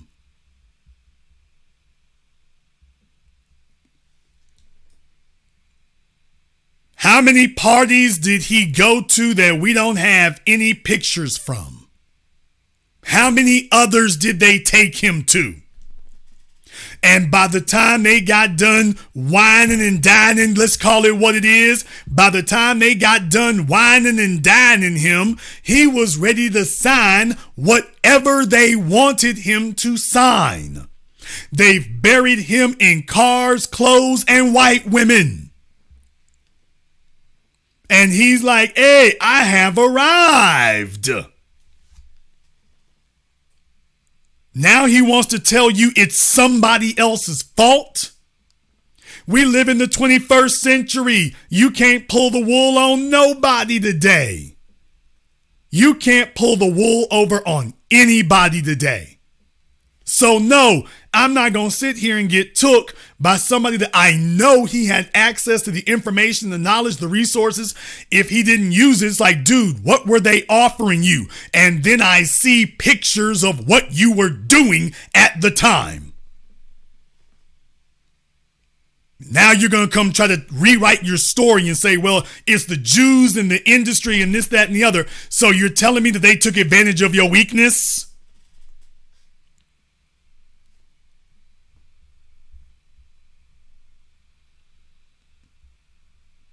Call of America 317, you're on live with the Black Channel. What's your name? Where you calling from? Hello, this is James from Indianapolis. James from Indianapolis, what's on your mind? What's on my mind is that you got people out here talking about how spiritual is a spiritual battle. I mean, do they know what the Bible says? Because to me, the Bible said a double-minded man is unstable in all his ways. And I can't see how people could follow Kanye West, and this man is just so double-minded, and that kind of is mind-boggling to me. He's unstable in everything that he does, and you got people out here that want to follow him and look at him as a leader. Well, yeah, so because they see him crashing and burning. There's a segment among black folk who love to see another black person fail. They love to see them go down in flames. They will sit there and cheer you on the entire time. They'll sit there and cheer you. They will cheer you to go fight in battles you can't possibly win while they're sitting back on the sidelines on Twitter talking about, yeah, Kanye, go get him. That's not what you do when you're looking out for somebody's best interests. You don't do that if you are really looking out for somebody's best interests. If you're looking out for their best interests, you proceed strategically. You proceed deliberately. You don't do this unless you really just want to see that person fail. And then when they do fail, you're going to be the first one coming back. Let me tell y'all, all these folks talking now, they'll be the first ones coming back in a year from now saying, well, you know, Kanye should have been a little more tactful and he shouldn't have been running around with them white women. They'll be the biggest ones criticizing and condemning him. When it blows up finally, they'll be the biggest ones saying he shouldn't have done it. Thank you very much for giving us a call. Let me get caller mirror code 718. You're on live with the Black Channel. What's your name? Where you calling from? Hey, Brother Jason. This is Brother James calling again from New York, Harlem. Moved to Pennsylvania, Poconos. I agree 100% with the whole program and everything that you're saying. Everybody is getting completely off the subject of white supremacy and just going down these rabbit trails of stuff that doesn't matter. Now, I'm a 60-year-old black man. I was born and raised in New York, and I've been around all these other groups of people, and the one thing that they all have in common that we don't have, they have a hive mentality. They look out for each other, their own group. We don't have that. We don't look out for each other. They do, okay? Now, I've been in the church since the 70s. What Kanye is saying, no. He ain't following no God that I know of the Bible. He ain't following no scriptures. Just because somebody throw a few scriptures out or they're saying something about abortion, which is wrong, all of a sudden, black people jump on board and they want to follow him. As a rule of thumb, for me, when you have somebody that has millions and billions of dollars, don't follow them. It's a good chance that they're going to lead you down the wrong road. I have this problem in my family. They want to follow all of these prosperity gospel preachers that are multi-millionaires, okay, twisting scripture and lying to them. They want to follow them. But when I tell them, hey, that's not true, get an argument. Same with Donald Trump. Oh, he's against gay marriage, so all of a sudden, he's a man of God. Really? He's a man of God? What church does he go to? Has he ever professed being a born-again Christian? I noticed this about Jason. I'm going to ask you a question. And I noticed this about black people. We always want to follow these celebrities. It's like we're, what is the term? Starstruck. We're starstruck. Why is the black community, that's my question. Why is the black community starstruck and want to follow people like Kanye? Well, he ain't nobody to follow. One of two reasons. Number one, it's your black sports people and celebrity entertainers. Those are really the only two groups of people in black society who have been elevated and allowed to elevate in the system. From Jack Johnson on forward, you know, your black entertainers and sports people have been the only ones allowed to have a lane to upward mobility in the system historically. So we didn't really have business tycoons. I was watching a documentary earlier today about Cornelius Vanderbilt. Black folk weren't allowed to do that. You can point to Madam C.J. Walker, but that's just one. You can cherry pick just one. Black folk as a group were not allowed to reach that kind of tycoon status.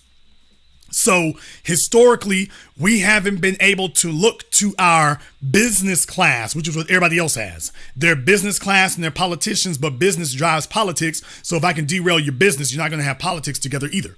So historically, that's what we've been allowed to have. Our entertainers, whether it's sports, whether it's athletes. Here's the issue though. Your entertainment class are usually just high paid employees. Jack Johnson can make money boxing so long as white folk allowed him, because they're the ones who set up the fights. They're the ones who run the purses. You can't really get that.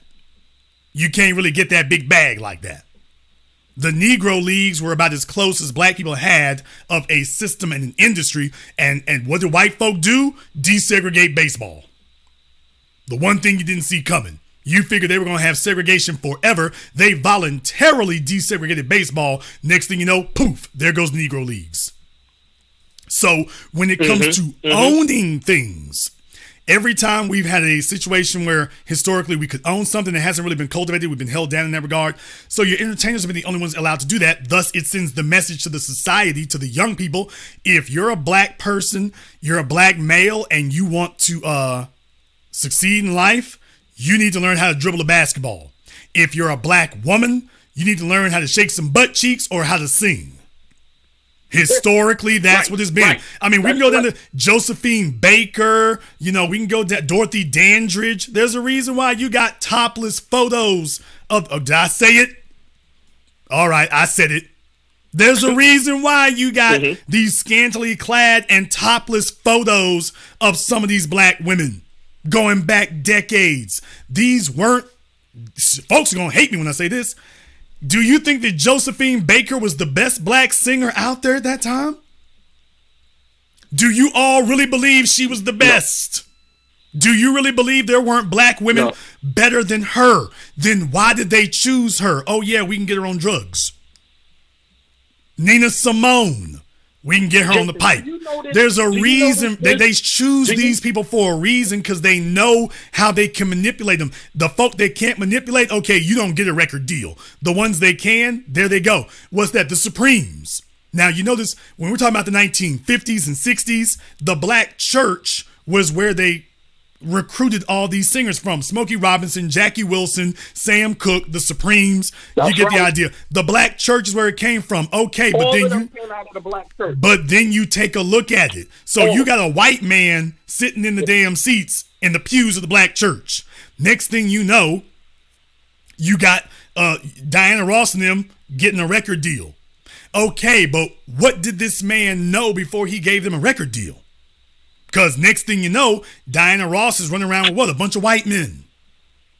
We talking about the brothers and whatnot. By the way, we forgot to mention that about Diana and the rest of the Supremes now, didn't we? Nina Simone, yikes. I ain't supposed to say that, am I? I'm not supposed to remind anybody of this.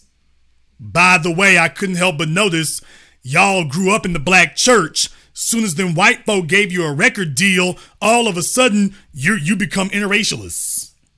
All of a sudden, you getting your swirl on overnight. That's not accidental. No, it's not. And I left the black church. I left the church. Actually, the whole church. I never left the Lord. I never left the Lord. I never left my Bible, my Christian foundation. I watch Pastor Geno Jennings. He's in Philly. I watch him because he's 100% in that Bible. But these lies that I've been listening to, and I know my Bible, I had to leave. I couldn't deal with the hypocrisy. And you know, I noticed something, whether you're in church or you're out of church, most of our people, black people, we all know who Kanye is. But how come nobody knows who Pastor Geno Jennings is? And he's teaching the word of God. How come we keep following all of these stars blindly? Just follow them. Why? Because it's Kanye West and he's a billionaire. He's a black man. It's a black woman. They got millions of dollars. They got a platform. They're a musician, a singer, an actor, an actress, and we blindly follow them. No, we need to follow Jesus Christ and his word. You can take it from there, brother. Thank you very much for giving us a call tonight. Let me get caller from area code 301. You're on live with the Black Channel. What's your name? Where you calling from? Hi, Jason. My name is Jerome. I'm calling you from Maryland. All right, Jerome, from where in Maryland? I'm calling you from Temple Hills, Maryland. All right, Jerome from Temple Hill. What's on your mind? Hi, Jason. I heard you mention earlier, two things stood out to me. You talked about us coming up with a better strategy, and you talked about keeping an eye on the ball. I've been working on the strategy for nearly almost 3 years now, and I want to run real quick by you real quick. In the Black America's population, we're between 43 to 47 million in population right now. The Latinos, we've seen what's happening since immigration since the 60s. Now they're up to 60%. That was done deliberately by both political parties. Here's my point. Black America has been conceding. We've been ceding our own power to both political parties for far too long. Black America has it. We have the population size to assume the majority in over 17 U.S. Okay, states brother. right Thank now. you very much for giving us a call tonight. Folks, don't ramble. Caller from area code 360. You're on live with the Black Channel. What's your name? Where you calling from? Caller from area code 360 has been abducted. Caller from area code 678. You're on live with the Black Channel. What's your name? Where you calling from?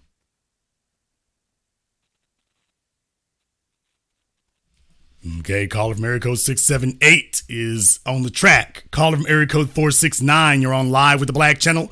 What's your name? Where you calling from? This is Thomas calling from Dallas, Texas. Thomas from Dallas, what's on your mind?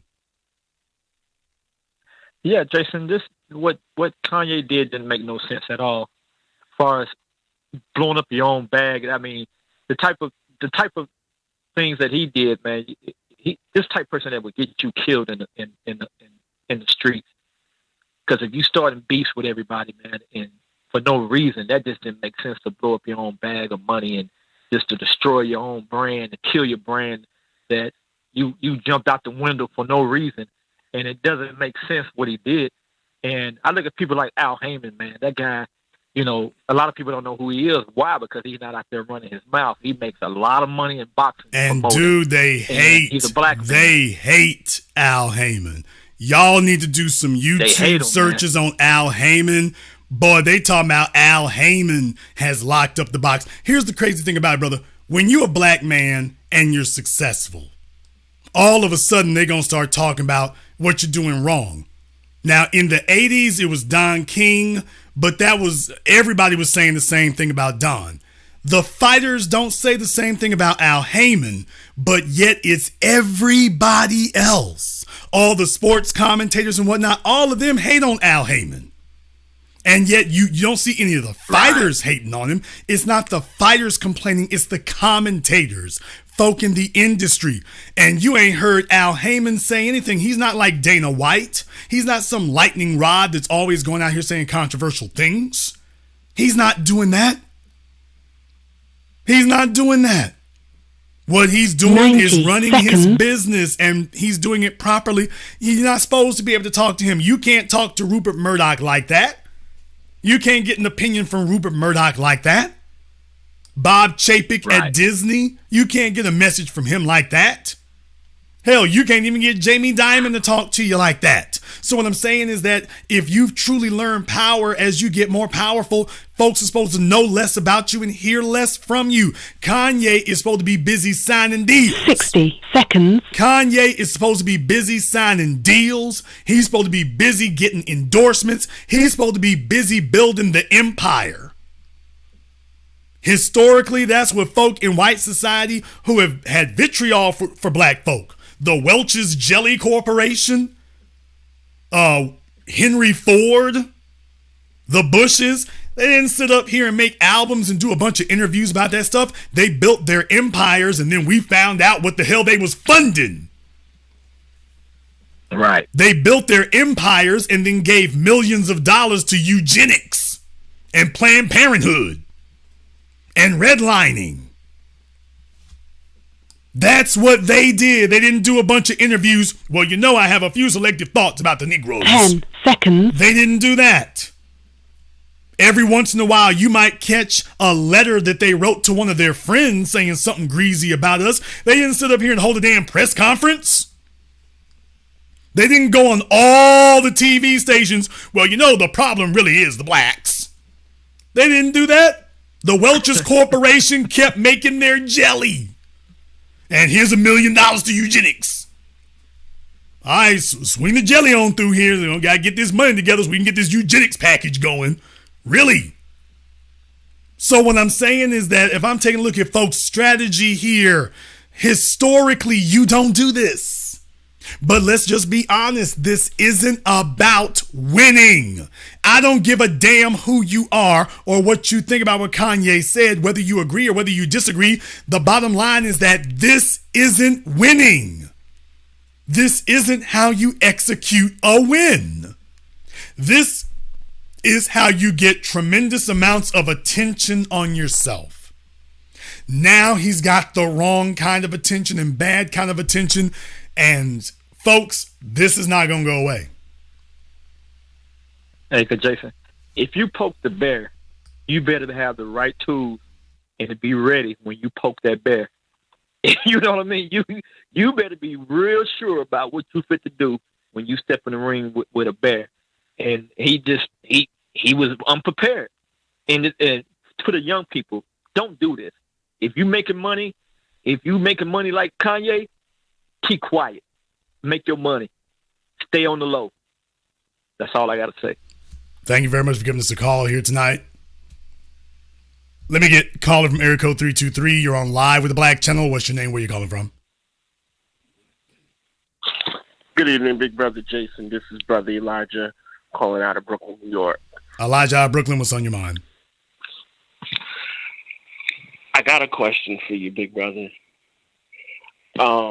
With all this Kanye West turmoil going on, do you think, in your opinion, that he's doing all of this so he can try to get into those billionaire circles? No, because he just got his ticket out of those circles. So just as black folk, if there is a way for them to divest you from your wealth, when they get an opportunity, they're going to seize on it. And what they have learned is that if you promise to give black folk attention, unfortunately for many black folk, attention is worth more than money. It's worth more. It's not equal to money. It's worth more. Will Smith gave him attention at the Oscars, and look what he did. Destroyed his career in a single night. In one night. Yes, sir. Kanye West, you give him attention, the more he gets, the more he wants. He realizes you ignore him, so he starts becoming more outrageous. And it keeps going. Yes, sir. So that's what they learned, is that if you give black folk enough attention, they'll sign away everything else. And when they do that, now you can go liquidate their wealth. Thank you very much for giving us a call tonight. Yeah, they're here to claw back the wealth. They're here to claw back all the money they gave. They're here to claw it all back. Call from area code 786. You're on live with the Black Channel. What's your name? Where you calling from? Hello? Can you hear me? Yes, you're on live. Yeah, what is your name? Miami, Where you Florida. calling from? Yeah, I'm calling from Miami, Florida. What is your name? I wanted to speak on. My name is Arlington. I wanted to speak on the White Lives Matter shirts. I wanted to speak on discrimination, treason. Also, I wanted to speak on a few other topics dealing with Kanye West and what people don't know, especially dealing with like the color of law and the term and the usage of the word black, and why do white people have sovereignty when the term black doesn't? But most people don't understand that the term black is basically a term that is used in law as booty and prize, which means that you basically are a foreigner in this country by law. If you are from America and you look up your genealogy and you find that your ancestors are Aboriginal American Indians, then you know the term black is not used for you. You would have to use a nationality. And I think internalize the flatulation of the matter by transmitting the effervescence of the Indonesian proximity in order to ignorant word that is used against the people in the court of law that actually puts you retain at my a liquids here hello? for one moment. I can't hear you. To continue the redundance of my quote unquote intestinal tract. See, because to preclude on the issue of world you don't want the people domination to hear what I would got only to say. circumvent But excuse me, you don't want the people to know that white is used as a way of saying sovereignty on the land. How do a foreigner have more sovereignty on the land than there are people who are aborigine of the land in the first place? I mean, nobody really wants to speak on the topics at hand that we really need to be faced with when dealing with these foreigners on our land trying to receive our land back. Thank you very much for giving us a you call don't want to hear it because, tonight. you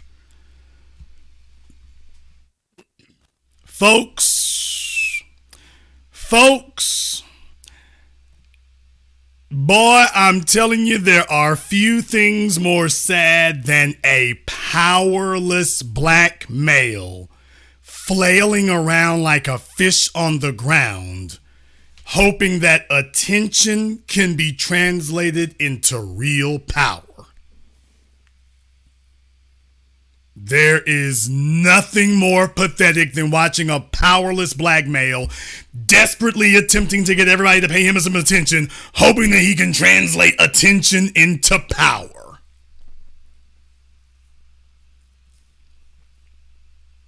He will say anything, no matter how ridiculous. He will go on and on and on and on and on. And he thinks he is being profound. Caller Mary code 847. You're on live with the Black Channel. What's your name? Where you calling from? This is Jay from Deerfield, Illinois. Jay from Deerfield. What's on your mind? I just want to bring up a point. If Martin Luther King or Malcolm X or Farrakhan can talk about white Christians and their racism, why can't Kanye talk about Jewish practices and their anti-blackness? Absolutely. He can definitely do that. Now, can he protect himself? No, he can't. Okay. So how wise is it to pick a fight that you're going to get wiped out in the next 2 minutes for? How wise? Let's try this a different way. Farrakhan does not do. I'm glad you made that example, though. Now I want you to learn something. I'm very glad you mentioned that. Time for you to learn something. How many Christians does Louis Farrakhan do business with? I'm not sure. I don't have Okay, thank you. How many Christians is Louis Farrakhan financially dependent on? He's dependent on Nation of Islam. Okay, so in other words, let me try this a second time. How many Christians is Louis Farrakhan financially dependent on? None that I can think of. Okay, how many Jewish people is Kanye in business with that he signed deals and agreements with? Majority of all of them. Okay, how many Jewish people is Kanye financially dependent on? Majority all of them. Okay, now I don't care who it is. Why would you pick a fight with somebody that you just signed $1 billion deal with? Why would you do that? Logically, it doesn't make sense. Okay. But perhaps he's going off a principle at this point. I would question the principle. Tell me where the principle is of signing $1 billion deal with somebody and then picking a fight with them. What principle are you operating off of? He said that he wanted to bring everybody to the table and openly have transparency. Okay, no. What he said was, I'm a bit sleepy tonight, but when I wake up, I'm going DEFCON 3 on Jewish people. You just signed $1 billion. Correct. You signed hundreds of millions of dollars in deals with these people, and now you're going to pick a fight with that. What sense does that make on principle? I'm asking you again, what is the principle that you are supporting, defending, or promoting where you sign a deal with somebody and then pick a fight with them? It's perhaps his standards are different. Okay, you say perhaps. Sir, rationality doesn't depend on any one person. We all understand what is rational and practical. Sir, where is the practicality of signing a multi-million-dollar deal with somebody and then turning around insulting their ethnicity and picking a fight with them? Where's the principle of that? Third time. Fine. That for me, I believe he's bringing everybody. He's having the conversation, the narrative being spoken. You can't have a conversation or a narrative with someone that you have insulted first. Right. So this is what I'm saying. For powerless folk who don't have anything to lose, they don't think these things through. They're not critical thinkers. Louis Farrakhan can talk about Christians. He's not dependent on them. So this is what I'm talking about. Y'all are not critically thinking these things through. There's a critical difference between them and Kanye. I'm not going to be a Southern Baptist, financially dependent on Baptists, and then sit up here and start talking about how bad the Baptists are. Not unless I'm ready for things to go badly, quickly. That makes no sense. What you've done is you've insulted these people. You've insulted their money. You sat up here and went through all this trouble in the chat room to the bum Negro there, dude. He insulted those people. He went to all this trouble to sign a contract with them. And then he turns around afterward and says, now, let me tell you how much I don't like you. Let me tell you about how disreputable you are as a group. That's not only is that not rational, that's not strategic. Even if you feel that he is 100% in the right, you would be stupid as hell to defend this because this isn't even good battle strategy. Even if you agree with him, he is doing you a horrendous disservice and harm because this is bad battle strategy. If you're going to go at this issue, if you're going to sit up here and be critical of Jewish people, this isn't the way you do it. This is what powerless niggas who never accomplish anything and have never won a battle do amongst each other. Yeah, you go troll them, bruh. See, you on all the headlines. See, that good right there. Yeah, you'll just never be on another one. And the folks telling you how great you're doing, none of them are going to be able to launch a second offensive either. These folks defending this are terrible strategists. They're not bad, they're awful. They're terrible. You don't hear any of them saying, by the way, Jason, look at it, Kanye winning. Dr. Pookie Ray Ray said, someone has to take one for the team, Jason, right? Okay. Here's the amazing thing. Nobody ever volunteers to say, I take one for the team. They always push somebody else out there to go do it. Hey, you go take one for the team. And here's the killing part. He ain't even taking one for the team. Kanye's not on Team Black. Oh, I'm sorry.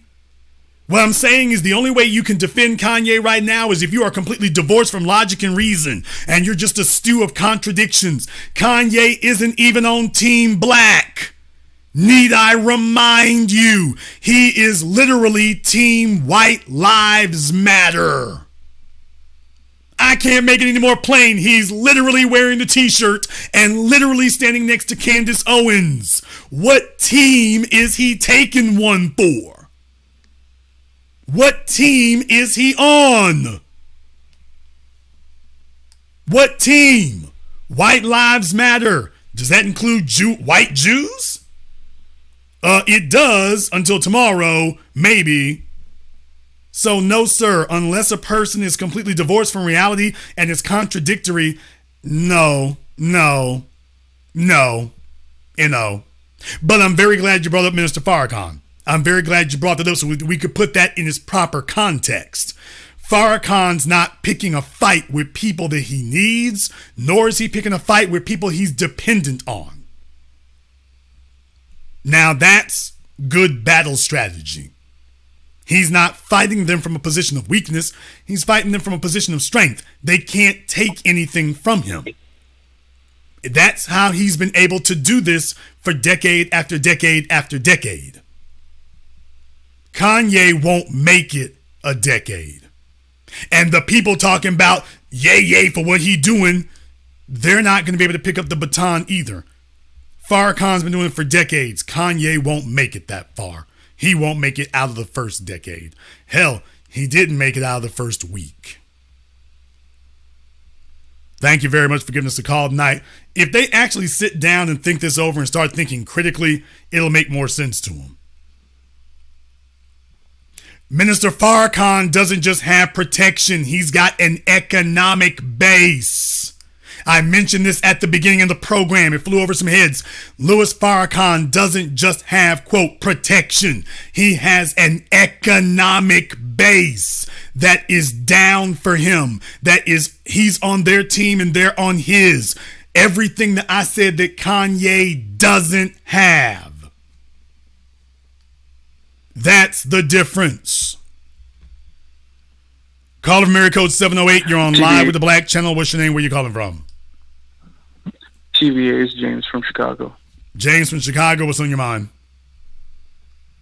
I got to say, for all of the people who are defending Kanye West right now, these are the same group of people who said that Jay-Z was making some type of chess move strategy when he made that partnership with the NFL.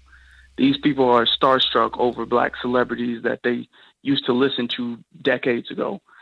For the people who might say that what Kanye said can be correct, I'm going to say this. Kanye is not looking out for anybody besides himself.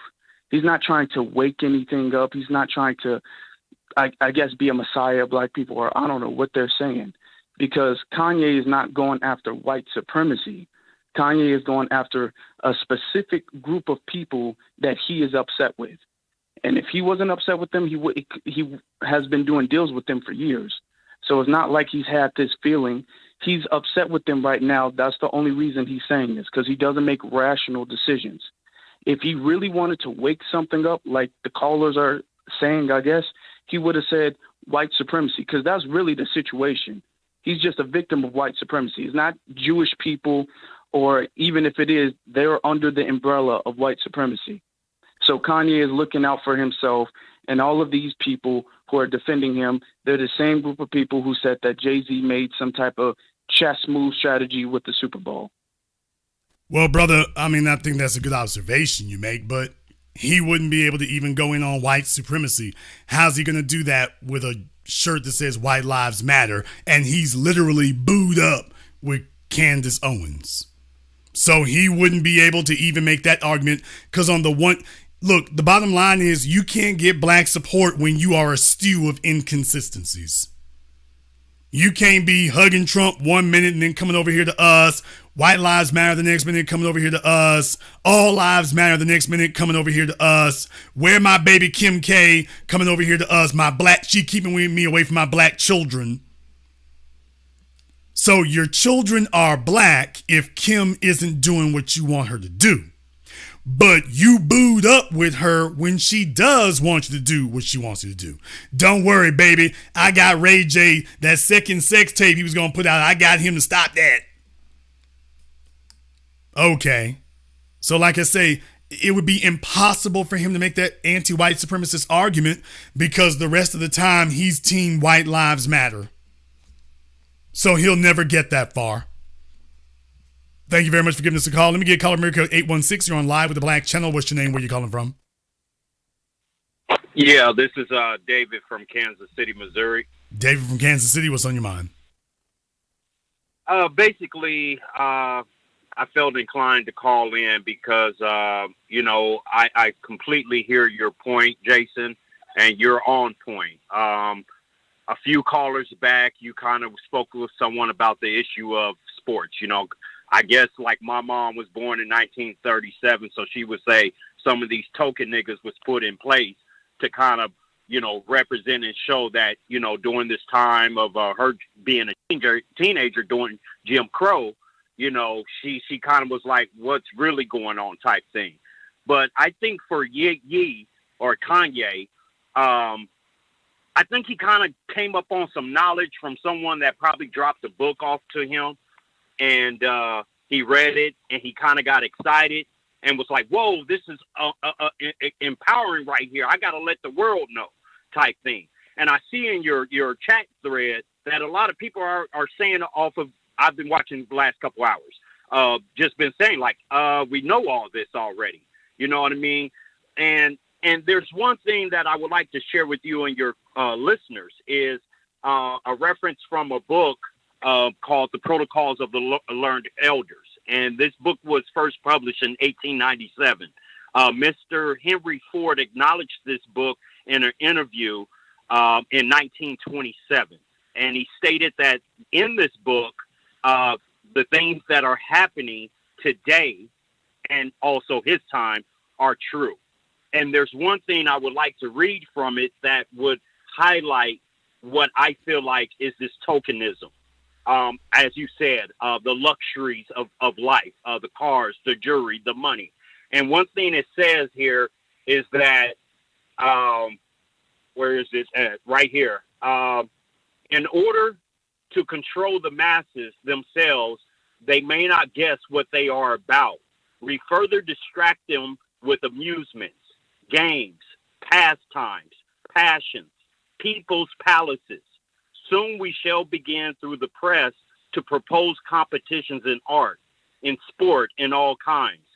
These interests will finally distract their minds from questions in which we should find ourselves compelled to oppose them, growing more and more unaccustomed to reflect and form any opinions of their own. People will begin to talk in the same tone as we, because we alone shall be offering them new directions for thought. Of course, through such persons as will not be suspected of solidarity with us. And this book speaks on the economic level. Okay, let me find out a couple of things here. Repeat the name of the book again. It is called The Protocols of the Learned Elders of Zion. Okay. First published okay. in Thank you, because you didn't say the full name of the book the first time. You didn't say that. You said Protocols of the Learned Elders. That's all you said. Correct. Yeah, that's not correct. Correct. You didn't. Okay, but that's kind of fraudulent. You didn't say the entire name of the book the first time. I didn't mean to be fraudulent to you or your audience. Okay. It's just I don't know how long you will allow a person to speak. Okay. So I kind of wanted to just get to the point of the title of the book. Sir. Now, That's all. here's the issue. The issue is when you go around saying hoaxes, when you go around with discredited, debunked things like that, or the Willie Lynch letter, when you do that, at that point, you don't have a point anymore. That's the issue. Once you cite a debunked, discredited, basic hoax, once you do that, you basically have armed the very people you think you're talking is basically armed them. I mean, it's kind of interesting because I've heard this through college and I've heard this through other forms of high thinking minds about when people and who decides what shall be discredited. That's what bothers me a lot about the matrix that we live in. Brother, there's something called Google. It's not just your friend. It's your lifeline. It's very, very important. But I do think that sir. Okay, all right. We got it, sir. We got it. It's time for you to learn. You've been allowed to talk. I let you go on way, way longer than I should have, but I'll let you go ahead and keep talking. Now it's time for you to learn something, because I don't come from the world of symbolism and phonies and hoaxes. I'm 45. I'm 45. Like I say, my oldest brother's 6. Okay, since he's not going to listen very well, I'm going to help him to listen some more. You all have to understand here that you're living in an era where when you start saying things that are blatantly false and phony and can be debunked because you're powerless, you see your group of people and then you say, well, let me just say something really crazy and silly. Just understand that the moment that you say something that is a hoax or false or discredited, the moment you do that, you've actually played into the hands of the very people you think you're going to stop. You played into their hands. These people are horrible military strategists. They are terrible. They're awful. They're not bad. They are horrendous. The only place they have any credibility or traction is amongst themselves. But you notice what they're not saying. At the end of the day, it doesn't matter. You can read all the protocols of the elders of Zion that you want to. You can sit up here and regurgitate all of the conspiracy theory that you would like, or conspiracy fact that you would like. I will go beyond conspiracy theory. You can cite all the conspiracy fact that you would like. The bottom line is, what is the answer? Hey, Kanye, what is the answer? And do you notice what Kanye did not say the answer was? He didn't say the answer was for black people to get on code with each other to the degree that all these other people are on code with each other. Now, he doesn't call for that. He calls for people to support him. He doesn't call for black people as a group to get on code with each other. Now, that's the part that's missing. That's the only answer. That's the only solution. What you are doing is you are complaining about the fact, well, take a look at all them Jewish people on code. They're supposed to be on code, stupid. Just because you are anathema and hostile to being absolutely on code with other black folk doesn't mean that other groups operate the same damn way. Asians are on code. Arabs are on code. Latinos are on code. Armenians are on code. Just ask about the illegal marijuana trade in California. Jews are on code. And you're complaining because, well, we ain't on code like that and they taking advantage. Yeah, that everybody's taking advantage. Now, what are you gonna do to fix it? That requires you to be on code to the same degree. And that's the part you don't want to talk about. Kanye doesn't want to talk about black people being on code to the same degree, because then the next obvious question will be, yeah, by the way, what's up with Kim? And he doesn't want to have that conversation. The folks talking this stuff don't want to have that discussion. I'll talk to you about Jews. That's perfectly fine. You can talk about all the janky record deals. Sure you can. All the janky TV deals. Absolutely. Well, take a look at them. They moving like a group and defending that. They're supposed to. Dr. John Henry Clark talked about that. They're supposed to defend what's in their interest. The problem is we're supposed to defend what's in ours. And what you don't want to talk about is, by the way, why ain't we moving like that? Oh, Jason, the majority of your executives in television and film and music are Jewish. Yeah, and the majority of your professional athletes are black. Why come we ain't got the league sewn up? Oh, because of what I just said. The majority of your executives and ownership in these areas is Jewish.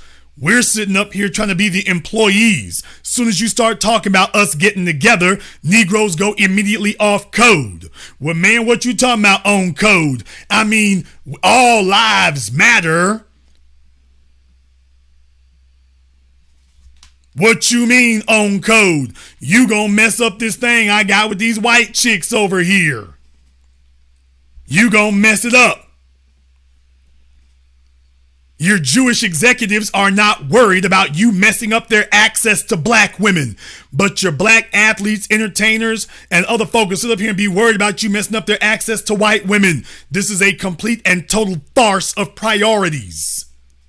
And what you're not wanting to discuss is, by the way, the only solution, the only thing we need to be talking about that matters a damn is us being on code the way they are. No, I don't have a problem with Jewish people protecting their interests. I have a problem with black people not protecting ours. Because here's the bottom line. You are not gonna whine, complain, troll, bawl, boo-hoo, and your way into getting these people to not protect their own interests. You think all of this whining and trolling is gonna get them to stop protecting their interests? That's not going to work. If you focus on promoting your interests, then it doesn't matter what anybody of any color and any race does. You will always win because you are now finally focused on your interests first and foremost. You do that, and it doesn't matter how the landscape changes. I won't be running around like a chicken with my head cut off trying to figure out which group of people are for me or against me. I have a structure that cannot be assailed because it is configured and calibrated to reject anything that is against me. Because I'm on code, and I'm with other people who are on code. Kanye is complaining because Kanye ain't even on code with the black folk around him. He's taking shots at other black folk around him who haven't publicly said anything about him. He's doing that. But you know, the Jewish executives that he's dealing with, they don't say a cross word about the other Jewish people that they do business with. They don't talk like this about the other Jewish people that they do business with. They don't sit up here and grab a microphone and say, let me tell you another thing about this fella over here. They don't do that. That's the difference. And a good lesson for you to learn. Kanye needs to worry far less about trying to tell us about what Jewish folk have done to him. With all those contracts he willingly signed, with all these business deals he's been willingly pursuing. He needs to worry far less about that and far more about the discussion of black folk being on code. But he feels a bit self-conscious because when he gets among black folk, first thing they say is, by the way, what's up with Kim? But I'm glad the Kanye West supporters called in tonight because this really does illuminate the degree to which they are completely clueless about all of this. So at least it does that. We're going to go ahead and wrap things up here tonight. If you are new here to the Black Channel, welcome to the Haven of Intelligent Black Thought. We do this every weekend. Click that red subscribe button. Click that yellow notification bell. Join us each and every weekend. And if you haven't been to our website, blackchannelfilms.com, you want to go there and check out our groundbreaking best-selling documentary work, 7 a.m. Gentrified Race War, all available on DVD streaming and Amazon. Go to blackchannelfilms.com. That is blackchannelfilms.com. I want to thank everyone who has contributed to support tonight's program on PayPal, Cash App, or Super Chat. So Mr. Newman and everybody else, thank you very much for your support. We appreciate that. And this concludes tonight's broadcast of the Black Channel. I am your host, your brother, your humble servant, the Black Authority. And until next time, my brothers and my sisters from around the world, remember, black is the future, and the future is on code.